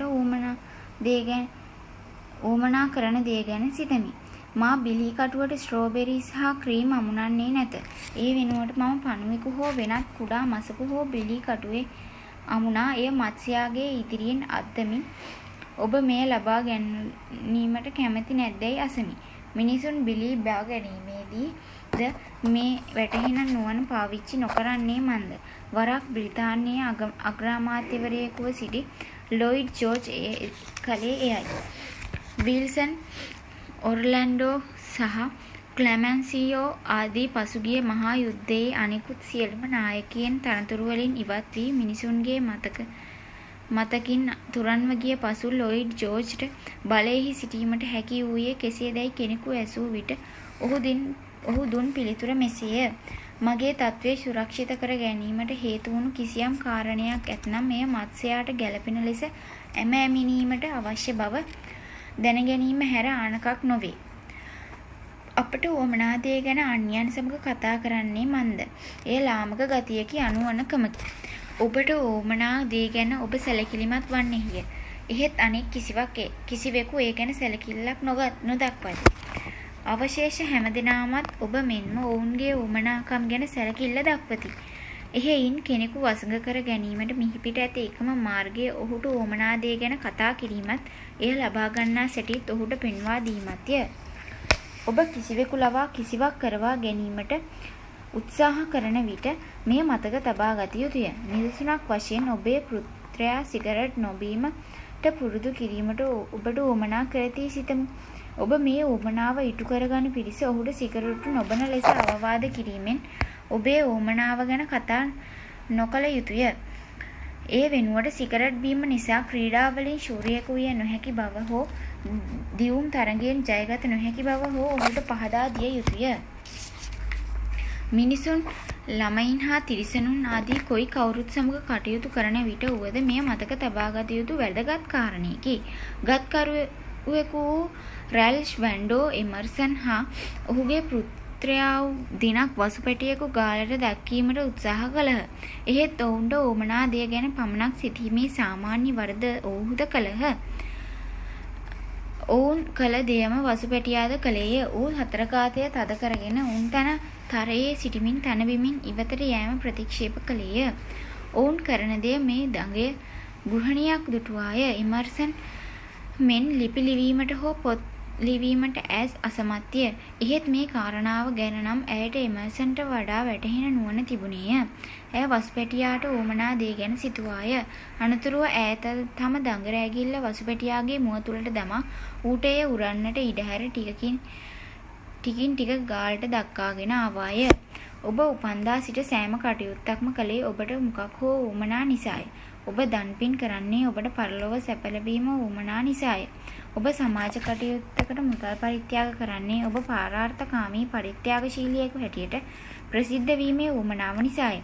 ඔබ පරිත්‍යාග කරන මුදල ඔබට උවමනාවට වඩා ඔබට ඒ ප්‍රසිද්ධිය උවමනා නැතිනම් ඔබ ඒ පරිත්‍යාග නොකරන්නේය. නැතහොත් ඔබ ඒ පරිත්‍යාගය කරන්නේ ඔබට එය නොකර සිටීමට බැරි ලැජ්ජාව නිසා හෝ ගනුදෙනු කාර්යයකු එය කරන ලෙස ඔබෙන් ඉල්ලීම නිසා හෝ විය හැකිය. කුමක් නිසා හෝ වුවද එකක් නම් සහතිකය. එනම් ඔබ ඒ පරිත්‍යාග කරන්නේ ඔබට කුමක් හෝ වුවමනා නිසාය. ආචාර්ය හැරි ඒ ඕවර් ස්ටීට් මානව හැසිරීම අවනත කර ගැනීම නැමැති ශ්‍රේෂ්ඨ ග්‍රන්ථයෙහි මෙසේ කියයි. අප කරන ක්‍රියාව පැන නගින්නේ අප මූලික වශයෙන් ආශා කරන දෙයිනි. එහෙයින් වෙළඳාමෙහිදී හෝ වේවායි ගෙදරදී හෝ වේවායි අනුන් කැමති කරවා ගැනීමට බලාපොරොත්තු වන්නවුන්ට දිය හැකි හොඳම අවවාදය නම් පළමු කොට අනික් පුද්ගලයා තුළ ගිජු ඕමනාවක් ඇති කරනවා යනුයි. මේ කළ හැකි තැනැත්තාට මුළු ලෝකයම තමා සමග ඇත්තේය. නොකළ හැකි තැනැත්තා හුදකලා මාර්ගයක් ගමන් කරන්නේය. පැයකට සත දෙකක වැටුපක් පිට වැඩ කිරීමට පටන්ගත් දුප්පත්කමින් පීඩිත ස්කොච් ජාතික කොළුවෙකු වූ ඇන්ඩ්‍රූ කානිගී අන්තිමේදී ඩොලර් 36,50,00,000ක් බෙදා දුන්නේ. අනික් පුද්ගලයාට උවමනා දේ ගැන කතා කිරීම මිනිසුන් වසඟ කර ගැනීමට ඇති එකම මාර්ගය බව ජීවිතයේ මුල් කාලයේදීම ඔහු ඉගෙන ගත්තේය. ඔහු පාසලට ගිය 4 අවුරුද්දක් පමණි. එහෙත් මිනිසුන් සමග කටයුතු කරන සැටිය ඔහු උගත්තේය. කිසියම් කාර්යයක් කරවා ගැනීම පිණිස කිසිවෙකු කැමති කර ගැනීමට ඔහුට උවමනා විය හැකිය. ඔබ ඒ ගැන ඔහු සමග කතා කිරීමට පෙර මදක් නතර වී තමන්ගෙන්ම මෙසේ ප්‍රශ්න කළ යුතුය. ඒ කාර්ය කිරීමට මා ඔහු තුළ උවමනාවක් ඇති කරවන්නේ කෙසේද? මේ ප්‍රශ්නය අපේ ආශාවන් ගැන මිනිසුන් සමග නොවිසුණු නිස්සාර ලෙස කතා කිරීමට දෙවීමෙන් අප නවත්වනු ඇත. කතා පන්තියක් පැවැත්වීම සඳහා එක ඍජුවෙන් රාත්‍රී 20කට නිව්යෝක් නගරයේ එක්තරා හෝටලයක බාල් නැටුම් හලක් මම බදු ගතිමි. එක් ඍතුවක් ආරම්භයේදී මා කලින් ගෙවූ බද්දමින් 3 ගුණයක බද්දක් නැටුම් හල වෙනුවෙන් ගෙවිය යුතුයයි මම හදිස්සියේ දන්වනු ලැබිය. මට මේ ප්‍රවෘත්තිය ලැබුණේ කතාව ඇසීම සඳහා ප්‍රවේශ පත්‍ර මුද්‍රණය කළ බෙදා හැර සියලුම ප්‍රචාරයන් කළාට පසුවය. මේ වැඩි කළ බද්ද ගෙවීමට මට උවමනා නොවිය. එහෙත් මට උවමනා කළ දේ ගැන හෝටලයේ කළමනාකාරවලයා සමග කතා කිරීමෙන් ලැබෙන ප්‍රයෝජනය කුමක්ද? ඔවුන් සැලකිලිමත් වන්නේ ඔවුන්ට උවමනා දේ ගැන පමණි. දෙදිනකට පසු මම කළමනාකරු හමුවීමට ගියෙමි. ඔබේ ලියුම ලැබුණු විට මමක් අඳුන් කුඳුම් වීමි. මම ඔහුට කීවෙමි. එහෙත් මම ඔබට කොහොමවත් දොස් නොකියමි. මාද ඔබේ තත්ත්වයේ සිටියා නම් මා විසින්ද එබඳු ලිපියක් ලියවිය හැකිව තිබුණේය. මේ හෝටලයේ කර්මනාකාරවරයා හැටියට ඔබේ යුතුයකම හැකි සියලුම ලාභ ලබා ගැනීමය. ඔබ එය නොකරන්නේ නම් ඔබ මේ තනතුරෙන් පහ කරනු ඇත. ඔබ පහ කළ යුතුයමය. දැන් මේ බද්ද වැඩි කළ යුතුයමයි ඔබ කියා සිටියහොත් එයින් ඔබට ලැබෙන වාසිත් අවසීත් අපි කඩදාසි කොලයක් ගැන ලියා ගනිමු. අනතුරුව මම ලියුම් කොලයක් ගැන එහි මැදින් ඉරක් ගසා එක් තීරුවක් වාසි යනුවෙන්ද අනෙක් තීරුව අවාසි යනුවෙන්ද නම් කළේය. වාසි යන ශීර්ෂය යටතේ මම පහත් සඳහන් වචන ලියවෙමි. බාල් නැටුම් හල නිදහස් වීම. ඊට පසු මම මෙසේ කීවෙමි. බාල් නැටුම් වලට හා උත්සව වලට බදු දීමට බාල් නැටුම් හල නිදහස් වීමේ වාසිය ඔබට ලැබෙනු ඇත. කතා පන්තියක් පැවැත්වීමට දීමෙන් ලැබෙන මුදලට වැඩි මුදලක් එවැනි කටයුතු වලට දීමෙන් ඔබට ලබාගත හැකි නිසා එය ලොකු වාසියකි. මේ ශ්‍රිතුව තුල මා ඔබේ බාල් නැටුම් හල රාත්‍රී 20ක් මට වෙන් කර ගතහොත් එයින් ඔබට ලැබෙන ඉතා ලාභ ඇති ජාවාරමක් නැති වන බව සහතිකය. දැන් අපි අවාසි ගැන සලකා බලමු. පළමුව මගෙන් ඔබට ලැබෙන ආදායම වැඩි කර ගන්නට යනු වෙනුවන් ඔබ එය අඩු කර ගන්නට යන්නේය. ඔබ ඉල්ලන බද්ද මට ගෙවිය නොහැකි බැවින් ඔබ ඒ ආදායම නැති කර ගන්න යන්නේය. එසේ වූ විට මේ කතා වෙනත් කිසියම් ස්ථානයක පැවැත්වීමට මට සිදුවේ. ඔබට එයින් ලැබෙන තවත් වාසියක්ද වෙයි. මේ කතාවලින් උගත් හා සංස්කෘතික ජන සමූහයක් ඔබේ හෝටලයට ඇදෙනු ඇත. එය ඔබට හොඳ ප්‍රචාරයක් නොවන්නේද? ඇත්ත වශයෙන් බලතොත් මේ කතා පන්තියෙන් මට ගෙන්විය හැකි තරම් ජනකායක් ඩොලර් 5000ක වියදමින් ප්‍රවෘත්ති පත්‍රවල දැන්වීම් පළ කිරීමෙන්වත් ඔබට මේ හෝටලය දෙස බැලීමට ගෙන්වා ගත නොහැකිය. එය හෝටලයකට බොහෝ සෙයින් ප්‍රයෝජනවත් නොවේද? මම කතා කරන ගමන්ම මේ අවාසි දෙක නියමිත මාතෘකාව යටතේ ලියවෙමි. ඔබට ලැබෙන්නට යන වාසි හා අවාසි යන දෙකම ඔබ පරිස්සමෙන් සලකා බලා ඊට පසු ඔබේ අවසාන තීරණය මට දන්වනු ඇතැයි මම කල්පනා කරමි. කඩදාසි කොළය කළමනාකරු අතර දුනිමි. මගේ බද්ද 300%කින් වැඩි කරනු වෙනුවට 50%ක් පමණකින් වැඩි කරන බව දන්වමින් ලියුමක් පසුවදා මට ලැබුණේය. මට ඕමනා දෙය ගැන වචනයක්වත් කතා නොකර මා මෙය අඩු කරගත් බව සිහි තබා ගත යුතුය. මුළු කාලය තුලම මා කතා කළේ අනෙක් තැනැත්තාට ඕමනා දේ හා ඔහු එය ලබා ගන්නා සැටිත් ගැනය. මිනිසුන් ස්වභාවයෙන් කරන දේ මාත් කළා නම් කුමක් විය හැකිව තිබුණේද? මා ඔහුගේ කාර්යාලයට කඩා වැටි ප්‍රවේශ පත්‍ර මුද්‍රණය කර තිබෙන බවත් ඒ ගැන ප්‍රචාරණයන් කර තිබෙන බවත් ඔබ දන්නා විට මාගේ බද්ද 300%කින් ඉහළ නැංවීමට ඔබ අදහස් කරන්නේ කුමක්ද? 300%ක් නින්දිතයි මොන විකාරයක්ද? මා එය ගෙවන්නේ නැහැයි කීවේ නම් කුමක් සිදුවේ හැකිව තිබුණේද? එයින් තර්කයක් ඇතිවිය හැකිව තිබුණි. තර්කය අවසන් වන හැටි ඔබ දන්නේය. ඔහුගේ ක්‍රියාව වැරදි බව මා එත්තු ගැන්වුවත් ඔහුගේ අභිමානය විසින් මේ ක්‍රියාව අත්හිටවීම ඔහුට අපහසු කරනු ඇත. මානව සම්බන්ධතා පිළිබඳ ලලිත කලාව ගැන මෙතෙක් දී තිබෙන හොඳම උපදේශනයන්ගෙන් එකක් මෙසේය. සාර්ථකභාවය පිළිබඳ කිසියම් රහසක් ඇත්නම් මේ රඳා පවතින්නේ අනිත් පුද්ගලයාගේ අදහස් දැනගැනීමේ ශක්තියත් යමක් ගැන ඔබේ උදහස් අනුව මෙන්ම ඔහුගේ අදහස් උදහස්ල අනුව සලකා බැලීමට ඇති ශක්තිය මතයයි හෙන්රි ෂෝඩ් කීය. හෙන්රි ෂෝඩ් යනු ඇමරිකානු මහා කර්මාන්තකාරයෙකු වන මෙතෙම ජීවිතයේ මුල් කාලයේ සිටම කර්මාන්ත කටයුතු ගැන සැලකිල්ලක් දැක්වූයේය. ඉන්පසු ඔහු පළමුවර මෝටර් රථය නිෂ්පාදනය කළේය. සුප්‍රසිද්ධ ෆෝඩ් මෝටර් රථ කර්මාන්ත ශාලාවේ අයිතිකරු මොහුය. මේ කෙතරම් පහසු හා කෙතරම් පැහැදිලි දෙයක් එහි ඇති සත්‍යතාව කිසිවෙකුට ඇසිල්ලකින් පෙනී යා යුතුය.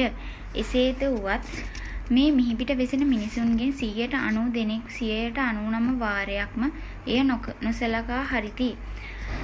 වෙළඳ ව්‍යාපාරවලින් ගනුදෙනු කාර්යයන්ට ලැබෙන ලියුම් වැඩි හරියකින් මේ ප්‍රතිපත්තිය කඩවී තිබෙනු දක්නට ලැබේ. පහත පළවන්නේ එබඳු ලියුමකි. මේ ලියුම ලැබූ තැනැත්තා කෙරෙහි එය කෙබඳු අන්දමකින් බලපාන්නේද? ලියුම කියවා අවසන් වුණු පසු මම එය ඔබට කියන්නෙමි. එය ප්‍රවාහන ව්‍යාපාරයක සුපිරින්ටන් මහතා විසින් වෙළඳ සමාගමක කළමනාකාර මහතා වෙත ලියන ලද්දකි. ඒ ලියුම මෙසේය. ඔබගේ බඩුවලින් වැඩි හරිය බොහෝ හවස් වී අපට එවනු ලබන නිසා අපේ වැඩ කටයුතුවලදී අවහිර වේ තිබේ. මේ තත්ත්වයේ ප්‍රතිඵල වශයෙන් වැඩි තදබදයක් ට්‍රක් රථ ප්‍රමාද වීමත් කළමනාකරුවන්ගේ අමතර වේලා පඩි ගෙවීමට හා ඇතැම් විට බඩු පටවා ගෙවීමට ප්‍රමාද වීමත් සිදුවේ. නොවැම්බර් 10 වෙනිදා ඔබේ සමාගමෙන් බඩු කෑලි 510ක තොගයක් හවස 2:20ට අපට ලැබුණේය. බඩු ප්‍රමාද වී ලැබීමෙන් නැතිවන අනවශ්‍ය කරදර නැති කර ගැනීමට අපි ඔබෙන් සහයෝගය ඉල්ලමු. ඉහත සඳහන් දිනෙහි ලැබුණු තරම් බඩු තොගයක් ඔබ විසින් නැව්වල පටවා යවනු ලබන දිනවල ඒ බඩු වලින් කොටසක් පෙරවරුවේහි අපට එවීමට වෑයම් කරන මෙන් අපි ඔබෙන් ඉල්ලා සිටිමු. ඔබේ ට්‍රක් රථ වලින් වඩාත් ඉක්මනින් බඩු බෑමත් බඩු ලැබෙන දිනෙහිම ඒවා පටවා යැවීම ගැන සහතික වීමත් මෙබඳු විධිවිධානයන් යටතේ ඔබට ලැබෙන ඵල ප්‍රයෝජනය. මේ ලියුම ලැබීමෙන් පසු වෙළඳ සමාගමේ කළමනාකාර මහතා පහත සඳහන් විවරණයත් සමග එය මට එවූයේය. මේ ලියුම එය ලැබෙන අය කෙරෙහි බලපානුයේ එයින් අදහස් කරනවාට වඩා විරුද්ධ ලෙසකිනි. ලියුම පටන්ගෙන තිබෙන්නේ අප සැලකිල්ල නොදක්වන ප්‍රවාහන ව්‍යාපාරයේ දුෂ්කරතා විස්තර කිරීමෙනි. අනතුරුව අපට අපහසුයක් වේද යන්න ගැනවත් නොසිතා අපේ සහයෝගය ඉල්ලා තිබේ. අප ඊටමත් සැලකිලිමත් වන දේ සඳහන් කර තිබෙන්නේ අන්තිම පරිච්ඡේදයේය. මේ ලියුමෙහි සිදුවන්නේ සහයෝගිතා හැඟීමක් වෙනුවට සතුරු හැඟීමක් ඇති කිරීමය. මේ ලියුම මීට වඩා හොඳින් ලිය නොහැකිදැයි අපි සොයා බලමු. අපි අපේ ප්‍රශ්න ගැන කතා කිරීමෙන් කාලය ගත නොකරමු. හෙන්රි ෂෝඩ් අනුශාසනා කරන පරිදි අපි අනික් තැනැත්තා සිතන හැටිද සලකා අපේ අදහස අනුව මෙන්ම ඔහුගේද අදහස අනුව සලකා බලමු. ඒ ලියුම සංස්කරණය කරන එක් ක්‍රමයක් මෙන්න. මීට වඩා හොඳ විදිය මෙය හොඳම විදිහ විය නොහැකිය. එහෙත් එය අරිට වඩා හොඳ නොවේදැයි බලන්න. ඔබගේ සමාගම 14 වර්ෂ කල් අපගේ හොඳ ගනුදෙනු කාර්යයන්ගෙන් කෙනෙක් විය. ඔබගේ ආධාරය ගැන අප බොහෝ සෙයින් කෘතඥ වන අතර ඔබට ශීඝ්‍රව කාර්යක්ෂමව සේවය කිරීමට ආශා ඇත්තෙමි. එසේ වුවද ඔබගේ ට්‍රක් රථ නොවැම්බර් 10 වනදා කලාක් මෙන් සවස් වී විශාල බඩු තොගයක් ගෙන එන විට අපට ඒ සේවය කිරීමට අපහසු වන බව කීමට අප කනගාටු වෙමු. මන්දා වෙනත් බොහෝ ගනුදෙනු කාර්යයන්ද හවස බඩු එවන බැවින් ඒ නිසා තදබදයක් ඇති වේ. නොවැළක්විය හැකි ලෙස ඔබේ ට්‍රක් රථ නවත්වා ගැනීමට ඇතැම් විට ඔබේ බඩු පැටවා ගැනීමට ප්‍රමාද වීමත්ද එහි තේරුමය. එය නරකය, ඉතා නරකය. එය වැළැක්විය හැක්කේ කෙසේද? හැකි විටක ඔබේ බඩු පෙරවරුවේහි එවීමෙනි. එයින් ඔබේ ට්‍රක් රථ නතර කර තබා නොගැනීමට හැකිවනු ඇත. ඔබේ බඩු වහාම පටවා යැවීමට හැකිවනු ඇත. අපේ කර්මාන්ත කම්කරුවන්ටද රෑ බෝවන්නට පෙර ගෙදර යාගත හැකිවනු ඇත. මේ ලියුම ඔබට කරන පැමිණිල්ලක් ලෙස බාර නොගනු මැනවි. ඔබේ ව්‍යාපාරය පවත්වාගෙන යන සැටි මා ඔබට දැන්වීමට අදහස් කරන්නේ යයිද නොසිතනු මැනවි. ඒ ලියුම එවනු ලබන්නේ ඔබට වඩාත් යහපත් ලෙස සේවය කිරීමේ ආශාවෙනි. ඔබගේ බඩු තොගේ පැමිණෙන අවස්ථාව ගැන නොසලකා ඔබට ඉක්මනින් සේවය කරනු පිණිස අපේ ශක්ති පමණින් අපට කළ හැකි හැම දෙයක්ම අපි සතුටින් කරන්නෙමු. වෙළඳ සැල්වල නියුක්ත දහස් ගණන් සේවකයෝ ස්වකීය සේවය ගැන ස්වාමියාගෙන් පැසසුම් නොලබති. මීට හේතුව කුමක්ද? ඔවුන් හැම විටම සිතන්නේ ඔවුන්ට උවමනා දේ ගැන බැවිනි. ඔබටත් මටත් කිසිවක් මිලට ගැනීමට උවමනාය. මේ නිසා අප දෙදෙනාම අපගේ ප්‍රශ්න විසඳා ගැනීම සඳහා සැලකිලිමත් වෙමු. එහෙයින් බඩු එළෙන්දෙකුට ඔහුගේ සේවයෙන් හෝ ඔහු විකුණන බඩු වලින් හෝ අපේ ප්‍රශ්න විසඳෙන සැටි අපට පෙන්වීමට හැකි වුවහොත් ඔහුට අපට බඩු විකිණීමට උවමනා නොකෙරේ. අපිම ඒවා මිලයට ගන්නෙමු. තමාට බඩු විකුණනු ලැබෙතේ නොව තමා බඩු මිලයට ගන්නේ යයි යන හැඟීම ඇති කර ගැනීමට බඩු මිලයට ගන්නා කැමැතිය. එහෙත් ගැනුම්කාරයාගේ අදහස් උදහස් ගැන නොසලකා බොහෝ දෙනා බඩු විකුණීමේ යෙදී සිටිති. නාසයේ සහ උගුරේ ආබාධ ඇති සුප්‍රසිද්ධ විද්‍යාඥයෙකු හමුවීමට අවුරුදු කීපයකට පෙර මම ගියෙමි. ඔහු මගේ උගුර ගැන පරීක්ෂා කළ බැලීමටත් පෙර මා කරන රක්ෂාව කුමක්දැයි මගෙන් විචාලේය. ඔහු සැලකිලිමත් වූයේ මගේ ආදායම් ප්‍රමාණය ගැනය. මට කොතරම් දුරට පිහිට වීමට තමාට හැකිද යනු ඔහුගේ ප්‍රධාන අදහස නොවිය. ඔහුගේ ප්‍රධාන අදහස වූයේ මගෙන් කෙතරම් මුදලක් ලබාගත හැකිද යන්න ගැනය. ප්‍රතිඵලය වූයේ ඔහුට මගෙන් කිසිවක් ලබාගත නොහැකි වීමයි. මම ඔහු ගැන අප්‍රසාදයෙන් ඔහුගේ කාර්යාලයෙන් පිටවීමි. ලෝකයේ මෙවැනි මිනිසුන්ගෙන් ගහණය. එහෙයින් ආත්මාර්ථකාමී නොවේ අන්‍යයන්ට සේවය කරන්නට වෑයම් කරන දුර්ලභ පුද්ගලයාට විශාල වාසියක් ඇතිවේ. ඔහුට ඇත්තේ සුළු තරගයකි. අන්‍යයන්ගේ තත්වයට බැස කල්පනා කර හැකි ඔවුන්ගේ සිත් ක්‍රියා කරන ආකාරයේ සේරුම් ගත හැකි මිනිසාට තම අනාගතය ගැන කරදර වීමට උවමනාවක් නැතැයි ඕවන් ඩී යං කීය. තමා ගැන උසස් සැඟීමක් ඇතිකර ගැනීම මනුෂ්‍ය ස්වභාවයයි විලියම් වින්ටර් වරක් ප්‍රකාශ කළේය. මේ මනෝවිද්‍යානුකූල සත්‍යය අප කරන කාර්යෙහිදී භාවිතා කළ නොහැක්කේ මන්ද? පළමුව අනික් පුද්ගලයා තුළ ගිජු උවමනාවක් ඇති කරනු. මෙය කළ හැකි තැනැත්තාට ලෝකය ඔහු සමග ඇත්තේය. මේ කළ නොහැකි තැනැත්තා හුදකලා මාර්ගයක ගමන් කරන්නේය.